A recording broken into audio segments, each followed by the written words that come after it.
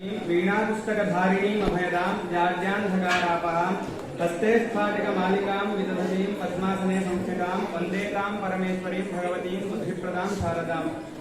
हरे राम ಶ್ರೀಮದ್ ಜಗದ್ಗುರು ಶಂಕರಾಚಾರ್ಯ ಶ್ರೀಮದ್ ರಾಘವೇಶ್ವರ ಭಾರತಿ ಮಹಾಸ್ವಾಮಿಗಳವರ ಚರಣಕಮಲಗಳಿಗೆ ಕೋಟಿ ಕೋಟಿ ನಮನಗಳನ್ನು ಸಲ್ಲಿಸುತ್ತಾ ಗುರುಕುಲದ ಆಚಾರ್ಯರಾದ ರಘುನಂದನ ಆರ್ಯ ಹಾಗೂ ಪ್ರಶಾಂತ್ ಆರ್ಯರಿಂದ ದೀಪೋದ್ಯೋಗರು.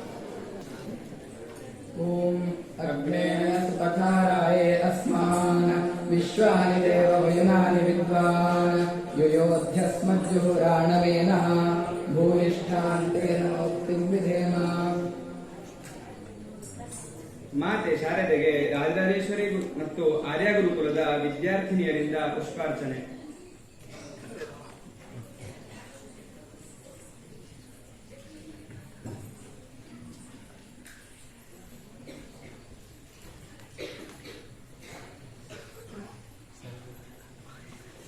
ಇದೀಗ ಶಂಖನಾದ.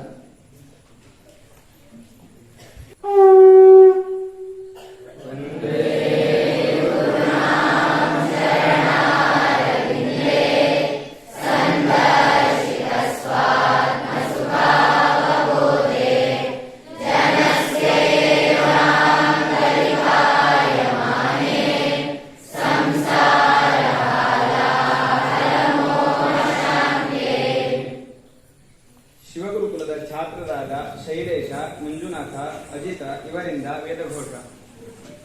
ಶ್ರೀ ಗುರುಭ್ಯೋ ನಮಃ. ಹರಿ ಓಂ. ಏತೈಯುವಾನಂ ಪರಿಮೋದದಾಮಿ ತೇನ ಕ್ರೀಡಂತೇಷ್ಟರತಃ ಪ್ರಿಯೇಣ ಮಾನಶ್ಚಾತ್ರ ಧನುಷಾ ಸುಭಾಗಾರಾಯ ಸ್ಪೋಷೇಣ ಸಭಿಷಾಮದೇಮ. ನಮೋ ಮಹಿಮ್ನ ಉತ ಚಕ್ಷುಷೇ ತೇ ಮರುತಾಂ ಪಿತಸ್ತದಹಂ ಗೃಣಾಮಿ. ಅನುಮನ್ಯಸ್ವ ಸುಯಜಾಯಜಾ ಭಜುಷ್ಟಂ ದೇವಾನಾಮಿದಮಸ್ತು ಹವ್ಯಂ. ದೇವಾನಾಮೇಷ ಉಪನಾಹ ಆಸೀದಪಾಂಗರ್ಭ ಓಷಧೀಷು ನ್ಯಕ್ತಃ. ಸೋಮಸ್ಯ ದ್ರಪ್ಸಮವೃಣೀತ ಪೋಷಾ ಬೃಹನ್ನದ್ರಿರಭವತ್ತದೇಶಾಂ. ಪಿತಾ ವತ್ಸಾನಾಂ ಪತಿರಗ್ನಿಯಾನಾಮತೋ ಪಿತಾಮಹತಾಂ ಗರ್ಗರಾಣಾಂ. ವತ್ಸೋ ಜಲಾಯ ಪ್ರತಿಭುಕ್ಪೀಯೂಷ ಆಮಿಕ್ಷಾಮಸ್ತು ಘೃತಮಸ್ಯ ರೇತಃ. ವಾಂಗಾವೋರ್ಣತರಾಜ್ಯಾಯ ತ್ವಾಗುಂಹವಂತಮರುತಸ್ವರ್ಗಾಃ. वदुष्मन् क्षत्रस्य ककुभिशिष्ट्रियाणस्ततो न उग्रो बिभजावसूनि. युद्धेन वा एष पशुना यजते यस्तैतानि न क्रियन्त एष हत्वै समृद्धेन यजते यस्तैतानि क्रियन्ते. सूर्यो देवो दिविषद्यो धाता क्षत्राय वायुः प्रजाभ्यः. बृहस्पतिस्त्वा प्रजापतये ज्योतिष्मतीं जुहोतु. यस्यास्ते हरितो गर्भोऽसो योनिरहिरण्यैः. अङ्गान्यः कृता यस्यैतान् देवैः समजीगमम्. आवर्तनवर्तय निनिवर्तनवर्तयेन्द्रनर्दबुधा. भूम्याश्चतस्रः प्रतिशस्ताभिरावर्तया पुनः. वितेभिनद्मितकरीं वियोनिं विगवीन्यौः. विमातरं च पुत्रं च विगर्भं च शरायुच. बहिस्ते अस्तु बालिते रुद्रप्सो विश्वरूप इन्दुः पवमानो धीर आनन्दगर्भम्. एकपदे द्विपदे त्रिपदे चतुष्पदे पञ्चपदे षट्पदे सप्तपद्यष्टापदे भुवनानुप्रतताग स्वाहा. महेद्योः पृथिवी च न इमै यज्ञं विनिक्षताम्. कृतान्नो भरीमभिः. हरिः ओम्.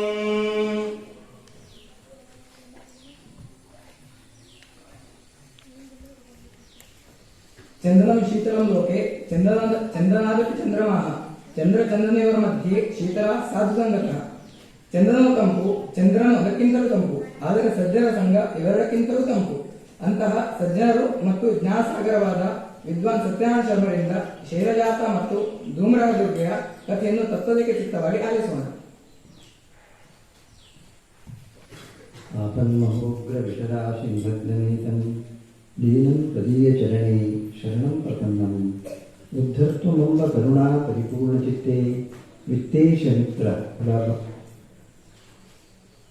ನಾನು ತವೈವ ಭಾಗ.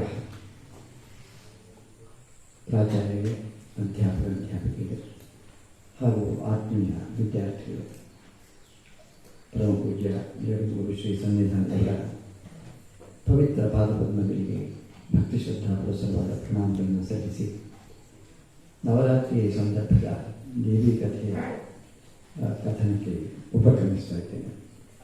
ಇವತ್ತು ಶರನ್ನವರಾತ್ರಿಯ 4ನೇ ದಿನ. ನಿನ್ನೆ ಮೂರನೆಯ ರೂಪವಾದಂತಹ ಮಹಿಷಾಸುರ ಮರ್ದನೆಯ ಕಥೆಯನ್ನು ಅವಲೋಕಿಸಿದೆ. ಇವತ್ತು 4 ಮತ್ತು 5 2 ಯಾಕೆಂದರೆ ಇವತ್ತು ಒಂದೇ ದಿವಸದಲ್ಲಿ 2 ನವರಾತ್ರಿಗಳ ಸಂಗಮವಾಗಿದೆ, 2 ದಿನಗಳ ಸಂಗಮವಾಗಿದೆ. ಅದರಿಂದಾಗಿ ದೇವಿಯ 2 ರೂಪಗಳನ್ನು ನಾವು ತಿಳ್ಕೊಳ್ಬೇಕಾಗುತ್ತೆ. ಒಂದು ಶೈಲಜಾತ ಅಂತ ಒಂದು ದೇವಿಯ ಸ್ವರೂಪ, ಮತ್ತೊಂದು ಧೂಮ್ರಹ ಅಂದರೆ ಧೂಮ್ರಲೋಚನ ಎನ್ನುವಂತಹ ರಾಕ್ಷಸನನ್ನು ಕೊಂದಂತಹ ದೇವಿಯ ಸ್ವರೂಪ. ಹೀಗೆ 2 ರೂಪಗಳು. ನಿನ್ನೆ ನಾವು ನೋಡಿದ ಹಾಗೆ ಮಹಿಷಾಸುರ ವಧೆ ಆಗುತ್ತೆ. ದೇವಿ ಮಹಿಷಾಸುರನನ್ನು ವಧಿಸ್ತಾರೆ. ದೇವತೆಗಳೆಲ್ಲರೂ ಕೂಡ ಸಂತುಷ್ಟರಾಗಿ ತಮ್ಮ ಲೋಕವನ್ನು ಪಡಿತಾರೆ. ಸ್ವರ್ಗಾಧಿಕಾರ ಪುನಃ ಇಂದ್ರನಿಗೆ ಸಿಗುತ್ತೆ. ಈ ಸಂದರ್ಭದಲ್ಲಿ ಯುದ್ಧ ಮುಗಿದ ನಂತರ ಎಲ್ಲ ದೇವತೆಗಳು ಕೂಡ ತಮ್ಮ ಅಭೀಷ್ಟವನ್ನು ಅನುಗ್ರಹಿಸಿದ್ದಕ್ಕಾಗಿ ದೇವಿಯನ್ನು ಸ್ತೋತ್ರ ಮಾಡ್ತಾರೆ.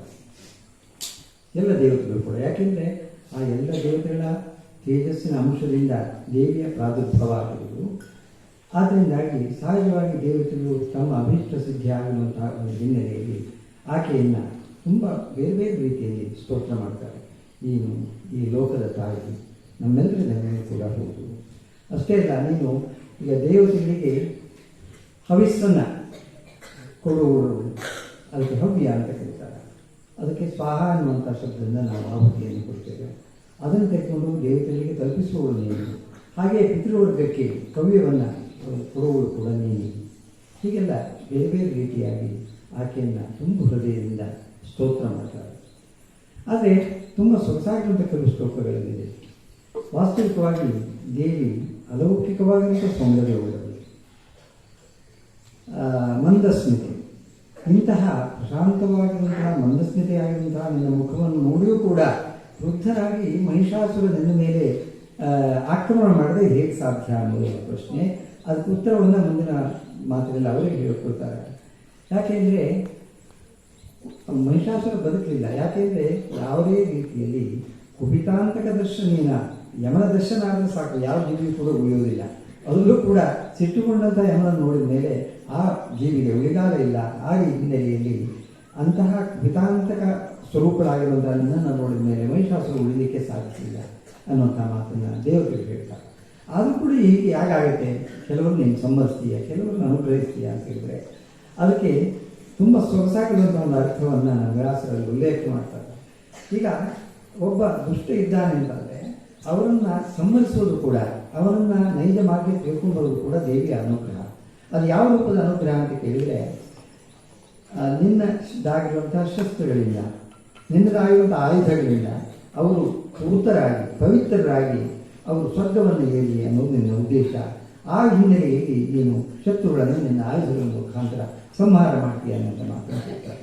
ಹೀಗೆಲ್ಲ ಅನೇಕ ರೀತಿಯ ಸ್ತೋತ್ರವನ್ನು ಮಾಡಿದ ನಂತರ ದೇವಿ ಪ್ರಸನ್ನರಾಗಿ ದೇವತೆಗಳ ಹತ್ರ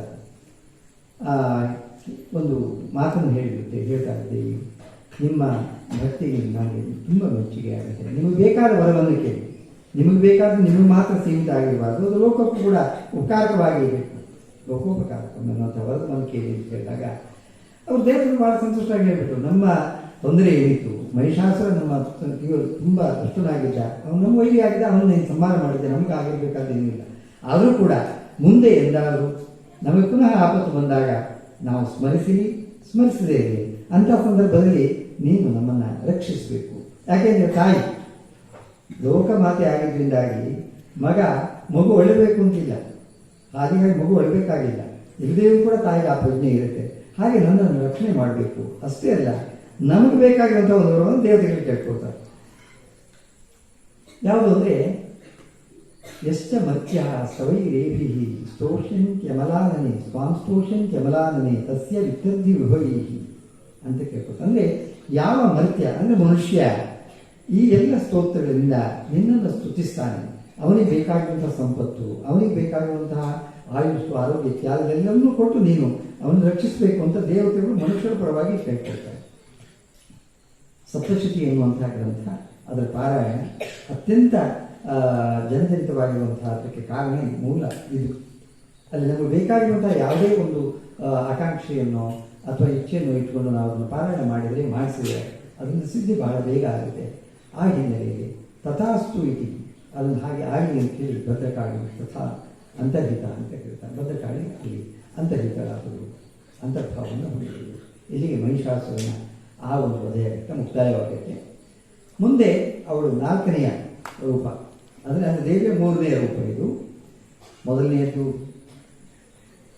ಯೋಗನಿದ್ರಾ ಸ್ವರೂಪದಲ್ಲಿ, 2ನೇದಾಗಿರುವಂಥ ದೇವಜಾತ ರೂಪವಾಗಿ, 3ನೇಯದ್ದು ಮಹಿಷಾಸುರ ಮರ್ದನಿಯಾಗಿ, 4ನೇಯದ್ದು ಶೈಲಜಾತ. ಶೈಲಜಾತ ಅಂದರೆ ಪರ್ವತದಿಂದ ಹುಟ್ಟಿದವಳು. ಶೈಲ ಅಂದರೆ ಪರ್ವತ, ಪರ್ವತದಿಂದ ಹುಟ್ಟಿದವಳು ಯಾರು ಅಂತ ನಿಮ್ಗೆ ಗೊತ್ತಿದೆ, ಪಾರ್ವತಿ. ಅವಳು ಶೈಲಜಾ ಅಂದರೆ ಪರ್ವತರಾಜನ ಪುತ್ರಿಯಾಗಿ ಜನಿಸ್ತಾಳೆ. ಅವಳ ಕಥೆಯನ್ನು ಹೇಳೋದು ಮುಂದಿನ ಕಥೆ ಉದ್ದೇಶ. ಅದ್ರ ಜೊತೆಗೆ ಧೂಮ್ರಹ ಎನ್ನುವಂಥ ರಾಕ್ಷಸವನ್ನು ಇದೇ ಸಂದರ್ಭದಲ್ಲಿ ಆಕೆ ಸಂಹಾರ ಮಾಡ್ತಾರೆ. ಇದೆರಡೂ ಕೂಡ ಒಂದೇ ದಿವಸ ಬಂದಿದೆ. ಶೈಲಜಾತ ಅಂತಂದರೆ ಪಾರ್ವತಿ ಪರ್ವತ ರಾಜನ ಮಗಳು, ಅವಳ ಕಥೆ ಇದು. ಹೀಗೆ ಬಹಳ ಕಾಲ ಮಹಿಷಾಸುರನ ಸಂಹಾರ ಆದ ನಂತರ ಬಹಳ ಕಾಲ ಇಂದ್ರಾದರು ಸುಖವಾಗಿದ್ದರು ದೇವತೆಗಳು ಸ್ವರ್ಗಲೋಕದಲ್ಲಿ. ಒಮ್ಮೆ ಶುಂಭ ಮತ್ತು ನಿಶುಂಭ ಎನ್ನುವಂಥ ಇಬ್ಬರು ರಾಕ್ಷಸರು ತಮ್ಮ ಪರಾಕ್ರಮದಿಂದ, ತಮ್ಮ ಶಕ್ತಿಯಿಂದ, ತಮ್ಮ ಸಾಮರ್ಥ್ಯಗಳಿಂದ ದೇವಲೋಕವನ್ನು ಆಕ್ರಮಿಸ್ತಾರೆ.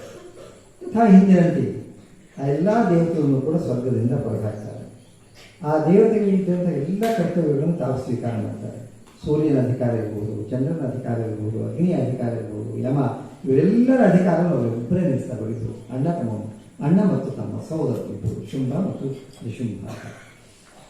ಹೀಗೆ ಸ್ವರ್ಗಲೋಕ ದೇವರಿಂದ ಆಕ್ರಾಂತವಾಗಿದೆ. ತುಂಬ ದುಃಖಿತರಾಗ್ತಾರೆ ದೇವತೆಗಳು. ಆ ಸಂದರ್ಭದಲ್ಲಿ ಅವರಿಗೆ ತಾಯಿ ಹಿಂದೆ ಕೊಟ್ಟ ಮಾತಿನ ಸ್ಮರಣೆಯಾಗಿದೆ. ಹಿಂದೆ ಮಹಿಷಾಸುರನ್ನು ವಧಿಸಿದಂಥ ಸಂದರ್ಭದಲ್ಲಿ ಯಾವ ಕಾಲದಲ್ಲಿ ನಾವು ಸ್ಮರಿಸದೇ ಇದ್ದರೂ ಕೂಡ ನೀನು ನಮ್ಮನ್ನು ರಕ್ಷಣೆ ಮಾಡಬೇಕು ಅಂತ ಕೇಳಿಕೊಂಡಾಗ ಅಸ್ತು ಅಂತ ಹೇಳಿರ್ತಾರೆ ದೇವಿ. ಅದು ನೆನಪಾಗುತ್ತೆ. ಅದಕ್ಕೋಸ್ಕರ ಆಕೆಯನ್ನು ಪುನಃ ಸ್ತೋತ್ರ ಮಾಡಿ ಅವಳನ್ನು ಪ್ರಸನ್ನಗೊಳಿಸಿ ತಮ್ಮನ್ನು ರಕ್ಷಿಸಬೇಕು ಅಂತ ನಿವೇದಿಸಲಿಕ್ಕೋಸ್ಕರ ಹಿಮೋತ್ಪರ್ವತ ಪ್ರಾಂತ್ಯಕ್ಕೆ ಬರ್ತಾರೆ ದೇವತೆಗಳು. ಬಂದು ಸ್ತೋತ್ರವನ್ನು ಮಾಡ್ತಾರೆ. ಬೇರೆ ಬೇರೆ ರೀತಿಯಾಗಿ ಸ್ತೋತ್ರವನ್ನು ಮಾಡ್ತಾರೆ. ಸನ್ನಿಧಾನದವರು ಮೊನ್ನೆ ನಿಮಗೆ ಅದನ್ನು ಹೇಳ್ಕೊಟ್ರು. ಮೊಟ್ಟ ಮೊದಲನೇದು ಏನು ಚೇತನ ತ್ಯಭಿತೀಯ, ಚೇತನೇ ತ್ಯಭಿತೀಯತೆ, ಚೇತನ ರೂಪಗಳು ಅವರು. ಮೂಲ ಪ್ರಕೃತಿ ಅಂದರೆ ಅದೇನು ಚೈತನ್ಯವೇ. ಹಾಗೆ ಚೇತನ ಆಗಿರ್ಬೋದು, ಬುದ್ಧಿ ಆಗಿರ್ಬೋದು, ಅಥವಾ ಶಾಂತಿ ಆಗಿರ್ಬೋದು, ಕಾಂತಿ ಆಗಿರ್ಬೋದು, ಲಕ್ಷ್ಮೀ ರೂಪರಾಗಿದ್ದಾರೆ. ಹೀಗೆ ನಮ್ಮ ಬದುಕಿನಲ್ಲಿ ಬೇರೆ ಬೇರೆಯಾಗಿರುವಂಥ ಸ್ವರೂಪದಲ್ಲಿ ಆಕೆ ನಮ್ಮ ಬದುಕನ್ನು ಆವರಿಸ್ಕೊಂಡಿದ್ದಾರೆ. ನಮ್ಮ ಜೀವನಕ್ಕೆ ಯಾವೆಲ್ಲ ಗುಣಗಳು ಬೇಕು ಆ ಎಲ್ಲ ಗುಣಗಳು ಕೂಡ ಮೂಲಭೂತವಾಗಿ ಆಕೆ ಇತ್ತು. ಆಕೆಯ ಅನುಗ್ರಹ ಇದ್ದರೆ ಅದು ಶಾಂತಿ ಇರ್ಬೋದು, ಅಥವಾ ಕಾಂತಿ ಇರ್ಬೋದು, ಸಂಪತ್ತು ಇರ್ಬೋದು, ಬುದ್ಧಿ ಇರ್ಬೋದು, ನಮ್ಮೊಳಗಿನ ಚೈತನ್ಯ ಇರ್ಬೋದು, ಇವೆಲ್ಲವೂ ಕೂಡ ನಮಗೆ ಬರುವುದು, ಪ್ರಾಪ್ತವಾಗುವುದು ಆ ದೇವಿಯ ಅನುಗ್ರಹದಿಂದ. ಹಾಗಾಗಿ ಅವಳ ಆಯಾ ರೂಪದಿಂದ ನೀನಿಂಥ ರೂಪ ನಮಸ್ತಸ್ಸಿ ನಮಸ್ತಸ್ಸಿ ನಮಸ್ತಸ್ಸಿ ಮೋಮ ಯಾದೇವಿ ಸರ್ವಭೂತೇಷು ಚೇತನೆ ತ್ಯಭಿತೀಯತೆ ಇಂತೆಲ್ಲ ಈ ರೀತಿಯಾಗಿರುವಂತಹ ಸ್ತೋತ್ರದಿಂದ ಸೂಚಿಸ್ತಾರೆ. ಸಹಜವಾಗಿ ಈ ಸ್ತೋತ್ರದಿಂದ ಪ್ರೀತರಾಗಿರುವಂತಹ ಸಂದರ್ಭದಲ್ಲಿ ದೇವಿ ಶೈಲಜಾತ ಆಕೆ ಸ್ನಾನಕ್ಕೆ ಅಂತ ಗಂಗಾ ನದಿಗೆ ಹೋಗ್ತಾ ಇರುವಂಥ ಸಂದರ್ಭದಲ್ಲಿ ಅವಳಿಗೆ ಪ್ರಶ್ನೆ ಮಾಡ್ತಾರೆ ದೇವಿ, ಯಾರು ಬಂದು ಈ ರೀತಿಯಾಗಿ ಸ್ತೋತ್ರ ಮಾಡ್ತಾ ಇದ್ದಾರೆ. ಜಾಹ್ನವಿ ನದಿ ಹಿಮೋತ್ಪರ್ವತ ಪ್ರಾಂತ್ಯದಲ್ಲಿ ಹರಿಯುತ್ತೆ ಅಂತ ಗೊತ್ತು. ಆ ಜಾಹ್ನವಿ ನದಿಯಲ್ಲಿ ಸ್ನಾನ ಮಾಡಲಿಕ್ಕೋಸ್ಕರ ಪಾರ್ವತಿ ಹೊರಟಿದ್ದಾಳೆ. ಆ ಸಂದರ್ಭದಲ್ಲಿ ದೇವತೆಗಳ ಸ್ತೋತ್ರ ಆಕೆಯ ಕಿವಿಗೆ ಬೀಳುತ್ತೆ. ಇದ್ದಾಗ ಆಕೆ ಯೋಚಿಸ್ತಾಳೆ, ಇದ್ಯಾರು ನನ್ನ ಸ್ತೋತ್ರ ಮಾಡೋದು ಅಂತ. ಒಂದು ಸೂಕ್ಷ್ಮವನ್ನು ನಾವು ಗಮನಿಸಬೇಕು. ಮೊಟ್ಟ ಮೊದಲು ಆವಿರ್ಭಾವ ಆಗಿರುವುದು ಯೋಗನಿದ್ರಾ ಸ್ವರೂಪದಲ್ಲಿ. ಅದು ಬಂದಿದ್ದರಿಂದ ಪರಮ ಪುರುಷೋತ್ತಮರಾಗಿರುವಂತಹ ಮಹಾವಿಷ್ಣುವಿನ ಶರೀರದ ಕೆಲವು ಭಾಗಗಳಿಂದ ಮುಖ, ನಾಸಿಕ, ವಕ್ಷಸ್ಸು ಈ ಪ್ರದೇಶದಿಂದ ಯೋಗನಂತೆ ಆಕೆ ಹೊರಗಡೆ ಬರ್ತಾರೆ, ಆವಿರ್ಭಾವವಾಗುತ್ತೆ ಆಕೆಗೆ. ಎರಡನೆಯದ್ದು ಸಕಲ ದೇವತಾ ತೇಜಸ್ಸಿನಿಂದ ಅವರವರ ತೇಜಸ್ಸಿನಿಂದ ಉಂಟಾಗಿರುವಂತಹ ಅವಯವ ವಿಶೇಷದಿಂದ ದೇವದತ್ತ ಆಗಿದೆ. ಇದು ಮೂರನೇ ಸ್ವರೂಪ. ಇನ್ನೂ ಕೆಳಗೆ ಅಂದರೆ ಭೂಮಿ. ಯಾಕೆಂದರೆ ಹಿಮವದ್ ಪರ್ವತ ಅಂತ ಸ್ಪಷ್ಟವಾಗಿ ಉಲ್ಲೇಖ ಮಾಡ್ತಾರೆ. ಜಾಹ್ನವಿ ನದಿ ಇದೆ, ಗಂಗಾ ನದಿ ಇದೆ. ಆದ್ದರಿಂದಾಗಿ ಇನ್ನೂ ಕೆಳಗೆ ಬಂದಿದ್ದಾರೆ. ಅಂದರೆ ನಮ್ಮನ್ನು ಅನುಭವಕ್ಕೋಸ್ಕರ ಮೆಟ್ಟಿಲಾಗಿ ಒಂದೊಂದೇ ಮೆಟ್ಟಿಲು ಇಳಿದು ನಮ್ಮ ಮನುಷ್ಯರನ್ನ, ಮಾನವರನ್ನ, ಜೀವಿಗಳನ್ನು ಉದ್ಧರಿಸೋಕ್ಕೋಸ್ಕರ ಆಕೆ ಕೆಳಗೆ ಬರ್ತಾರೆ. ಹಾಗೆ ಅವರು ಹೋಗ್ತಾ ಇರುವಾಗ ಆ ಪ್ರಶ್ನೆಯನ್ನು ಕೇಳ್ಕೊಳ್ತಾಳೆ. ಆಗ ಆ ಸಂದರ್ಭದಲ್ಲಿ ಆ ಪಾರ್ವತಿಯ ಶರೀರದಿಂದ ವಿಶಿಷ್ಟವಾಗಿರುವ ತೇಜಸ್ಸು ಹೊರಗೆ ಬರುತ್ತೆ, ಆವಿರ್ಭಾವ ಆಗುತ್ತೆ. ಕೌಶಿಕಿ ಅಂತ ಕರೀತಾರೆ. ಆಕೆ ಉತ್ತರ ಕೊಡ್ತಾಳೆ ಆ ಪ್ರಶ್ನೆಗೆ, ಪಾರ್ವತಿಯ ಪ್ರಶ್ನೆಗೆ. ಆ ತೇಜಸ್ ರೂಪವಾಗಿರುವಂತಹ ಕೌಶಿಕಿ ಉತ್ತರ ಕೊಡೋದು ನನ್ನನ್ನೇ ಇವರು ಸ್ತೋತ್ರ ಮಾಡ್ತಾ ಇರ್ತಾರೆ. ಯಾಕೆಂದರೆ ಅವರು ಶುಂಭ ಮತ್ತು ನಿಶುಂಭ ಇವರಿಂದ ಪೀಡಿತರಾಗಿ ಸ್ವರ್ಗಲೋಕದ ಆಧಿಪತ್ಯವನ್ನು ಕಳ್ಕೊಂಡಂತಹ ರಾಕ್ಷಸರು ನನ್ನನ್ನೇ ಸ್ತೋತ್ರ ಮಾಡ್ತಾ ಇದ್ದಾರೆ ಎನ್ನುವಂತಹ ಮಾತನ್ನು ಆಕೆ ಹೇಳ್ತಾರೆ. ಹೇಳಿದ ನಂತರ ಆ ಪಾರ್ವತಿಯ ಬಣ್ಣ ಸಂಪೂರ್ಣವಾಗಿ ಕಪ್ಪಾಗಿರುತ್ತೆ. ಆ ತೇಜಸ್ಸು ಹೊರಗಡೆ ಬಂದ ನಂತರ ಕೌಶಿಕಿ ಅಂತ ಸ್ವರೂಪವನ್ನು ಪಡೆದ ನಂತರ ಪಾರ್ವತಿ ಶರೀರ ತುಂಬ ಕಪ್ಪಾಗುತ್ತೆ. ಆದ್ದರಿಂದ ಆಕೆ ಕಾಳಿ ಅಂತ ವ್ಯವಹಾರಕ್ಕೆ ಒಳಗಾಗ್ತಾರೆ. ಆಕೆಗೆ ಕಾಳಿ ಅಂತ ಹೆಸರು ಮುಂದೆ ಅಂತ ಹೇಳಿ ಅದನ್ನ ಕಾಳಿ ಆಗ್ತಾರೆ. ಆಮೇಲೆ ಈ ಒಂದು ವಿಶಿಷ್ಟವಾದ ತೇಜಸ್ಸನ್ನು ಸ್ವೀಕಾರ ಮಾಡಿದ ಅಂಬಿಕೆ ತುಂಬ ಮನೋಹರವಾಗಿದ್ದ ರೂಪವನ್ನು ಧಾರಣೆ ಮಾಡಿ ಆ ಹಿಮವದ್ ಪರ್ವತದಲ್ಲಿ ಉಪವಿಷ್ಟರಾಗಿದ್ದಾಗ ಅಲ್ಲಿಗೆ ಆಕಸ್ಮಿಕವಾಗಿ 2 ಜನ ಮಹಾನುಭಾವರ ಆಗಮನ ಆಗುತ್ತೆ. ಅವರಿಬ್ಬರು ಕೂಡ ಸಚಿವರು, ಮಂತ್ರಿಗಳು. ಯಾರಿಗೆ? ಶುಂಭ ಮತ್ತು ನಿಶುಂಭ ಅವರಿಬ್ಬರು ಸಹೋದರರು, ಅವರಿಬ್ಬರು ಸಚಿವರು. ಒಬ್ಬ ಚಂಡ, ಮತ್ತೊಬ್ಬನ ಹೆಸರು ಮುಂಡ ಅಂತ. ಈ ಹೆಸರುಗಳಿಗೂ ಅವರ ಇದಕ್ಕೂ ಕೂಡ ತುಂಬ ಅನ್ವರ್ಥತೆ ಇದೆ, ತುಂಬ ಸಂಬಂಧ ಅನ್ನೋದು ತುಂಬ ಸೊಗಸಾಗಿದೆ. ಶುಂಭ ಅಂದರೆ ವಾಸ್ತವಿಕವಾಗಿ ಶುಭ ಹಿಂಸಾಯ, ಹಿಂಸೆ ಅವರ ಸ್ವಭಾವ. ಶುಂಭತಿ ಇತಿ ಶುಂಭ. ನಿಶುಂಭ ಅಂದರೆ ಅವನಿಗೆ ತಾನಿಂದ ಹೆಚ್ಚಾಗಿ ಆತ ಪೀಡಿಸ್ತಾನೆ, ಇನ್ನೊಬ್ಬರು ಹಿಂಸಿಸ್ತಾನೆ. ಆದ್ದರಿಂದ ಅವನು ನಿಶುಂಭ. ಚಂಡ ಅಂದರೆ ಕೋಪದಿಂದ ಆವಿರ್ಭಾವ ಆತನು. ಚಳಿ ಕೋಪ ಎನ್ನುವಂಥ ಧಾತುವಿನ ಹೆಸರು ಮಾಡಿದ ಶಬ್ದ ಚಂಡ ಅನ್ನೋದು. ಮುಂಡ ಅಂದರೆ ಮುಡಿ ಛೇದನೆ, ಅದನ್ನು ವಿಭಾಗ ಮಾಡುವುದು, ಅಂದರೆ ದೈಹಿಕರಣ ವಿಭಾಗ ಮಾಡುವುದು, ಛೇದನ ಮಾಡುವುದು, ಕತ್ತರಿಸಿ ಹಾಕುವುದು ಮಾರ್ಗದಲ್ಲಿದೆ. ಹೀಗೆ ಅವರಿಬ್ಬರು ಅವರ ಸಚಿವರು. ವಾಸ್ತವಿಕವಾಗಿ ಸಚಿವರನ್ನ ಬಹಳ ಯೋಚನೆ ಮಾಡಿ, ಬಹಳ ಯೋಚಿಸಿ, ಪರಿಶೀಲನೆ ಮಾಡಿ ಸಚಿವರನ್ನ ಮಾಡಿಕೊಳ್ಬೇಕು ಅನ್ನೋದು ನಿಯಮ. ಸಾಮಾನ್ಯವಾಗಿ ದಂಡ ನೀತಿಯಲ್ಲಿ ಬರುವಂತಹ ಮುಖ್ಯವಾಗಿ ಕೆಲವು ನಿಯಮಗಳಲ್ಲಿ ಅದು ಕೂಡ ಒಂದು. ರಾಮಾಯಣದಲ್ಲಿ ಭರತನ ವನವಾಸದ ಕಾಲದಲ್ಲಿ ಅರಣ್ಯದಲ್ಲಿದ್ದಾಗ ಭರತ ಆಗಮ ಆದ ತಕ್ಷಣ ಮೊಟ್ಟಮೊದಲು ಅವನು ಕೇಳಿದ ಪ್ರಶ್ನೆ, ಯೋಗ್ಯರಾಗಿರುವಂಥ ಸಚಿವರನ್ನು ನೀನು ಇಟ್ಕೊಂಡಿದ್ದೀಯಾ ನಿಮ್ಮ ವ್ಯವಹಾರಕ್ಕೋಸ್ಕರ, ಆಡಳಿತಕ್ಕೋಸ್ಕರ ಅಂತ ಕೇಳ್ತಾನೆ. ಹೇಗಿರಬೇಕು ಅನ್ನೋದು ಕೂಡ ಸೂಚಿಸ್ತಾನೆ. ಪರಂಪರೆಯಿಂದ ಸಚಿವರಾಗಿ ಬಂದವರಾಗಿರಬೇಕು, ಅವರು ಸದಾ ನಿಷ್ಠೆ ಇರಬೇಕು, ರಾಜ ಸಿಂಹಾಸನದ ಮೇಲೆ ನಿಷ್ಠೆ ಇರಬೇಕು. ಈಗ ಅನೇಕ ಗುಣಗಳನ್ನು ಕೊಡ್ತಾರೆ. ಆದರೆ ಅವರು ಗುಣಪಕ್ಷಪಾತಿಗಳಾಗಿರಬೇಕು. ರಾಜನಿಗೆ ಯಾವುದು ಪ್ರಿಯವೋ ಅವನಿಗೆ ಮಾತ್ರ ಹೇಳುವಂಥವರಾಗಿರಬಾರ್ದು. ಇಲ್ಲದ್ರೆ ಅಕ್ಬರ ನಮ್ಮ ಬದನೆಕಾಯಿಯನ್ನು ತಿನ್ನುವಂಥ ವ್ಯಾಪಾರ ಆಗಿರುತ್ತೆ. ಅವನಿಗೆ ಯಾವ ಪ್ರಿಯವಾಗಿರೋದು ಅದನ್ನೇ ಹೇಳ್ತಾ ಹೋದರೆ, ಯಾಕೆಂದರೆ ರಾಜಾನುಷ್ಠಾನ ಚಕ್ಷುರ ಅಂತ ಕರಿತೇವೆ. ರಾಜನಿಗೆ ಸುತಃ ಹೊರಗಡೆ ಹೋಗಿ ಜನರ ಜೊತೆಗೆ ಬೆರೆಯುವಂಥ ಸಾಧ್ಯತೆಗಳು ತುಂಬ ಕಡಿಮೆ. ಅವನು ಏನಿದ್ರು ಕೂಡ ಗೂಢಚಾರದ ಮುಖಾಂತರ ಯಾವಾಗ ವರದಿ ಬರುತ್ತೆ ಆ ವರದಿಯನ್ನು ಪರಿಶೀಲನೆ ಮಾಡಿ ಅದರ ಮೇಲೆ ಜನರ ಸ್ಥಿತಿಗೆ ಆತ ತಿಳ್ಕೊಳ್ಬೇಕಾಗುತ್ತೆ. ಹಾಗಿರುತ್ತೆ. ಆದ್ದರಿಂದ ಸಚಿವರು ಸರಿಯಾದ ರೀತಿಯಲ್ಲಿ ಅವರಿಗೆ ಸಲಹೆಗಳನ್ನು ಕೊಡಬೇಕಾಗುತ್ತೆ. ಆದರೆ ಇವರಿಬ್ಬರು ಕೂಡ ದೇವರಿಂದ ಹಾಗೆ ಇರಲಿಲ್ಲ. ಅವನಿಗೆ ಶುಂಭ ಮತ್ತು ನಿಶುಂಭರಿಗೆ ಯಾವುದು ಪ್ರಿಯವಾಗುತ್ತೋ ಅದನ್ನು ಹೇಳುವಂಥವ್ರು ಅವನಿಗೆ. ಹಾಗೆ ಅವರು ಆಕಸ್ಮಿಕವಾಗಿ ದೇವಿಯನ್ನು ನೋಡ್ತಾರೆ. ಪರಮ ಸುಂದರಿ ಯಾಕೆ ಆಶ್ಚರ್ಯ ಆಗುತ್ತೆ. ಈ ಒಂದು ಹಿಮವತ್ಪರ್ವತ ಪ್ರಾಂತದಲ್ಲಿ ಇಂತಹ ಸುಂದರಿ ಹೇಗೆ ಬಂದು ಅಂತ ಪ್ರಶ್ನೆ ಬರುತ್ತೆ. ಕೂಡಲೇ ತಡ ಮಾಡುವುದಿಲ್ಲ ಅವರು. ಯಾಕೆಂದ್ರೆ ಕೂಡಲೇ ತಮ್ಮ ಶುಂಭ ಮತ್ತು ನಿಶುಂಭ ಹತ್ರ ಹೋಗಿ ಆ ವಾರ್ತೆಯನ್ನು ಹೇಳ್ತಾರೆ. ಹಿಮವತ್ಪರ್ವತ ಪ್ರಾಂತದಲ್ಲಿ ಒಬ್ಬ ಅಪೂರ್ವವಾಗಿರುವಂಥ ಅಲೌಕಿಕವಾಗಿರುವ ಸುಂದರಿಯನ್ನು ನೋಡಿದರೆ ಅದು ಮತ್ತೇನಲ್ಲ, ಆ ಸುಂದರಿ ನಿನ್ನ ಹತ್ರ ಬರಬೇಕು, ನಿನ್ನ ಆಧಿಪತ್ಯ ಒಳಬಿಡಬೇಕು, ನೀನು ಅವರನ್ನು ಪಡೆಯಬೇಕು. ಯಾಕೆಂದ್ರೆ ರತ್ನಹಾರೀತಿ ಪಾತ್ರ ಅನ್ನೋದು ಪ್ರಸಿದ್ಧವಾಗಿರುವಂತಹ ಮಾತು.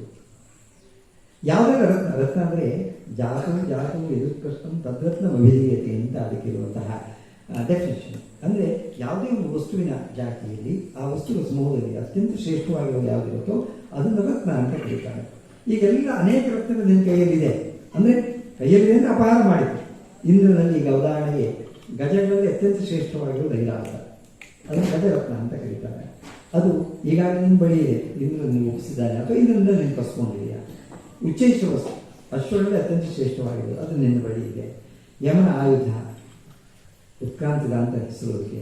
ಆ ರತ್ನ ನಿನ್ನ ಹತ್ರ ಇದೆ, ವರುಣನ ಹತ್ರ ಇರುವಂತಹ ಪಾಶರತ್ನ ನಿನ್ನ ಹತ್ರ ಇದೆ. ಹೀಗೆ ವಿವಿಧವಾದಂಥ ಅನೇಕ ರತ್ನಗಳನ್ನು ನೀನು ಸಂಗ್ರಹ ಮಾಡಿದ್ದೀಯ. ನಿನ್ನ ಹತ್ರ ಕೆಲವಿದೆ, ನಿನ್ನ ತಮ್ಮನಾಗಿರುವಂಥ ನಿಶುಂಭನ ಹತ್ರ ಇನ್ನು ಕೆಲವಿದೆ. ಆದ್ದರಿಂದ ಇದೊಂದು ನೀನು ಪಡೆದ ಉಳಿದಿರುವುದು ಈ ರತ್ನ, ಇದನ್ನು ನೀನು ಅವಶ್ಯವಾಗಿ ಪಡೆಯಬೇಕು ಅಂತೆಲ್ಲ ಕಿವಿ ಬಿಡ್ತಾರೆ. ಸಚಿವರು ಈ ಮಟ್ಟಕ್ಕೆ ಹೋಗಬಾರ್ದು.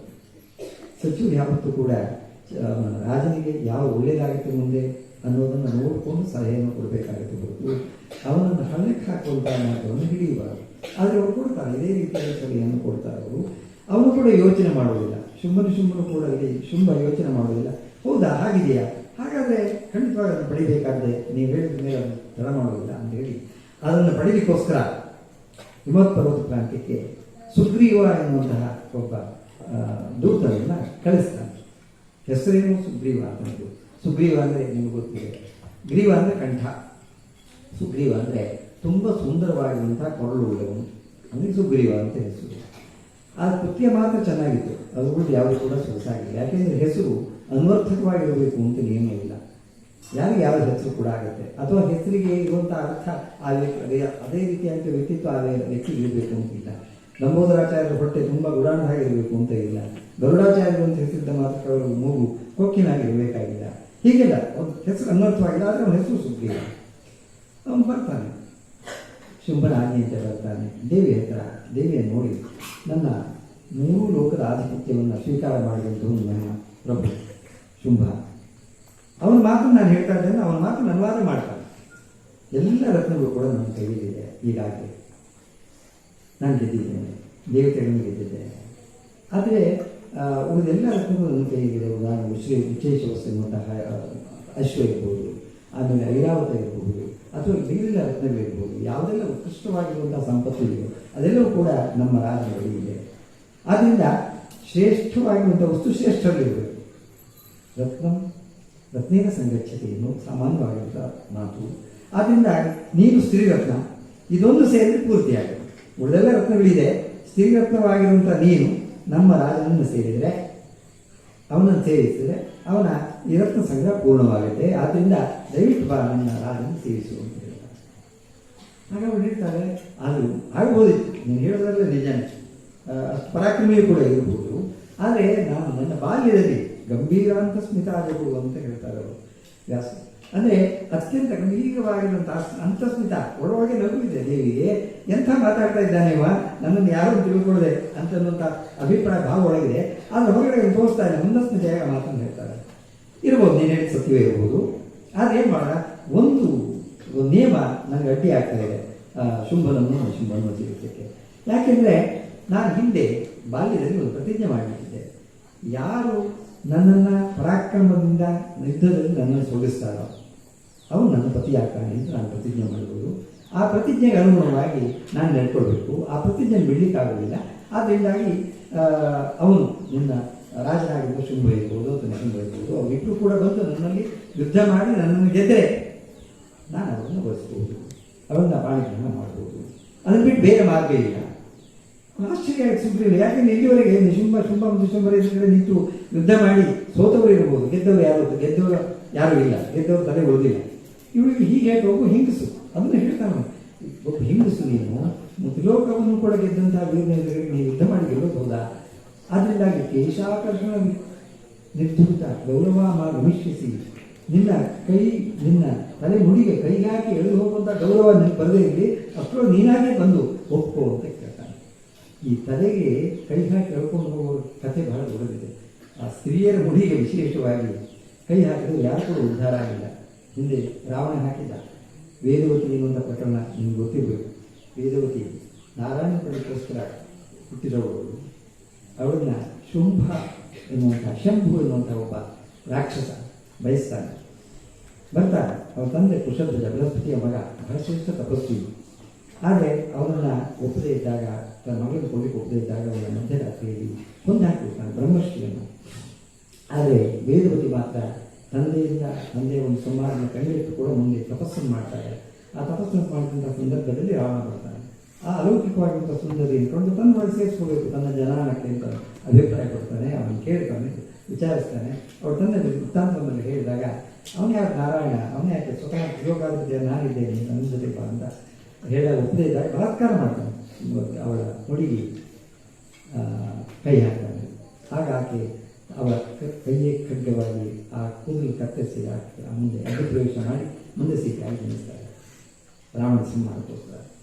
ಇದು ವೇದಕ್ಕೆ ಶಾಪ ರಾಮನಿಗೆ.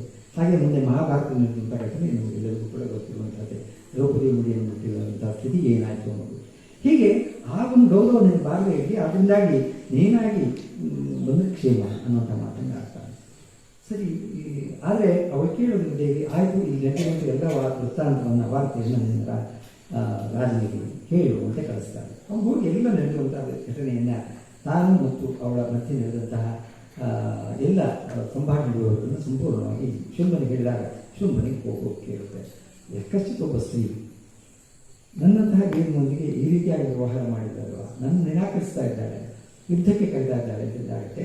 ಆಗ ಅವನ ಸೇನಾಧಿಪತಿಗಳು ಒಬ್ಬ ಧೂಮ್ರಲೋಚನ ಅಂತ ಹೆಸರು. ಧೂಮ್ರ ಅಂದರೆ ಹೊಗೆಯಿಂದ ಯಾರು ಕಣ್ಣು ಮುಚ್ಚಿ ಹೋಗಿದೆಯೋ, ಬಹಿರಂಗ ಅನ್ನೋದು ಯಾರಿಗೆ ಕಾಣೋದಿದೆಯೋ, ಹೊಗೆಯಿಂದ ಆ ಕಣ್ಣು ದೃಷ್ಟಿಶಕ್ತಿಯನ್ನು ಕಳ್ಕೊಂಡಿದೆಯೋ ಅವನ್ನ ಧೂಮ್ರಲೋಚನ ಅಂತ ಕರೀತಾರೆ. ಧೂಮ್ರಾಕ್ಷ ಅಂತ ಕರೀತಾರೆ, ಧೂಮ್ರಲೋಚನ ಅಂತ ಕರೀತಾರೆ.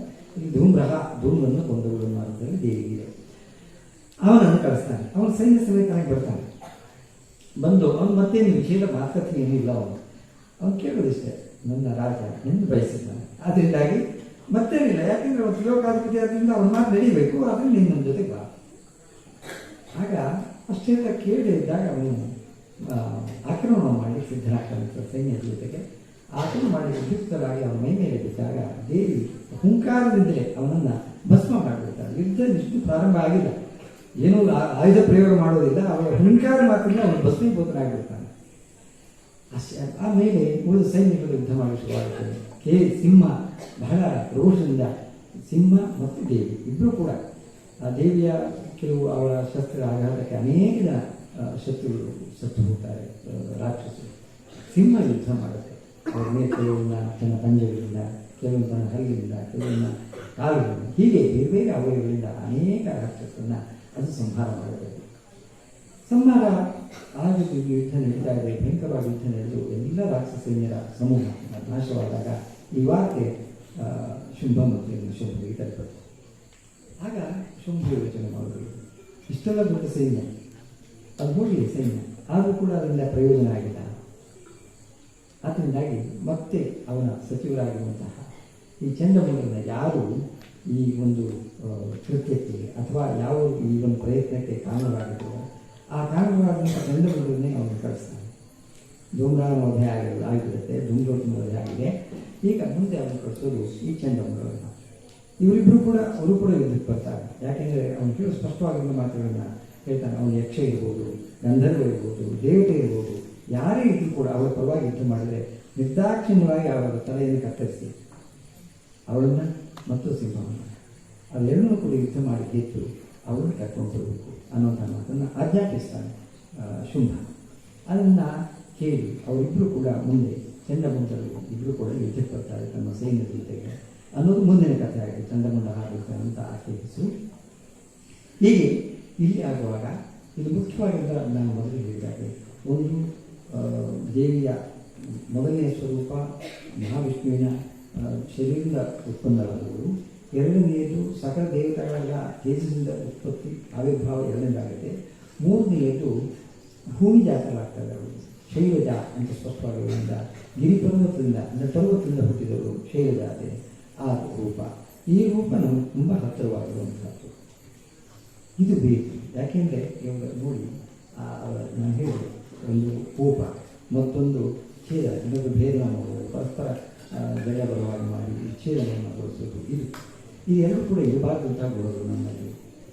ಒಂದು ಕುಂಭ ಮತ್ತು ಶುಂಭ ಇಬ್ಬರು ಕೂಡ ಹಿಂಸೆಯ ಪರಾಕಾಷ್ಠಾರೂಪಗಳು, ಅತ್ಯಂತ ಮೇಲಿಸ್ತಾರೆ ಕೋಪ. ಅದು ಆ ಕೋಪ ಅನ್ನೋದನ್ನು ನಾವು ನಮ್ಮಿಂದ ದೂರ ಇರಬೇಕಾಗುತ್ತೆ. ಆತ್ಮೋನ್ನತಿಗೆ ಕೋಪ ಎಂದೂ ಕೂಡ ಸಹಕಾರಿಯಾಗುವುದಿಲ್ಲ ಅನ್ನೋದಕ್ಕೆ ಮುಖ್ಯವಾದಂತಹ ಅಥವಾ ಅತ್ಯಂತ ಉತ್ಕೃಷ್ಟವಾದ ಉದಾಹರಣೆ ಇರಬೇಕಾಗುತ್ತೆ. ಅದು ಇಲ್ಲಿ ಮಹಿಷಾಸುರ ಇವರಿಗೆ ಹೋಲಿಸಿದ್ರೆ ಸ್ವಲ್ಪ ಬೆಟರ್ ಅವರು. ಯಾಕೆಂದರೆ ಅವನು ವೈಯಕ್ತಿಕವಾಗಿ ಮಾತ್ರ ಅವನಿಂದ ಹಾನಿಯಾಗಿರುವುದು, ಸಮಾಜಘಾತಕ ಕೃತ್ಯ ಅವನಿಂದ ಆಗಿರಲಿಲ್ಲ.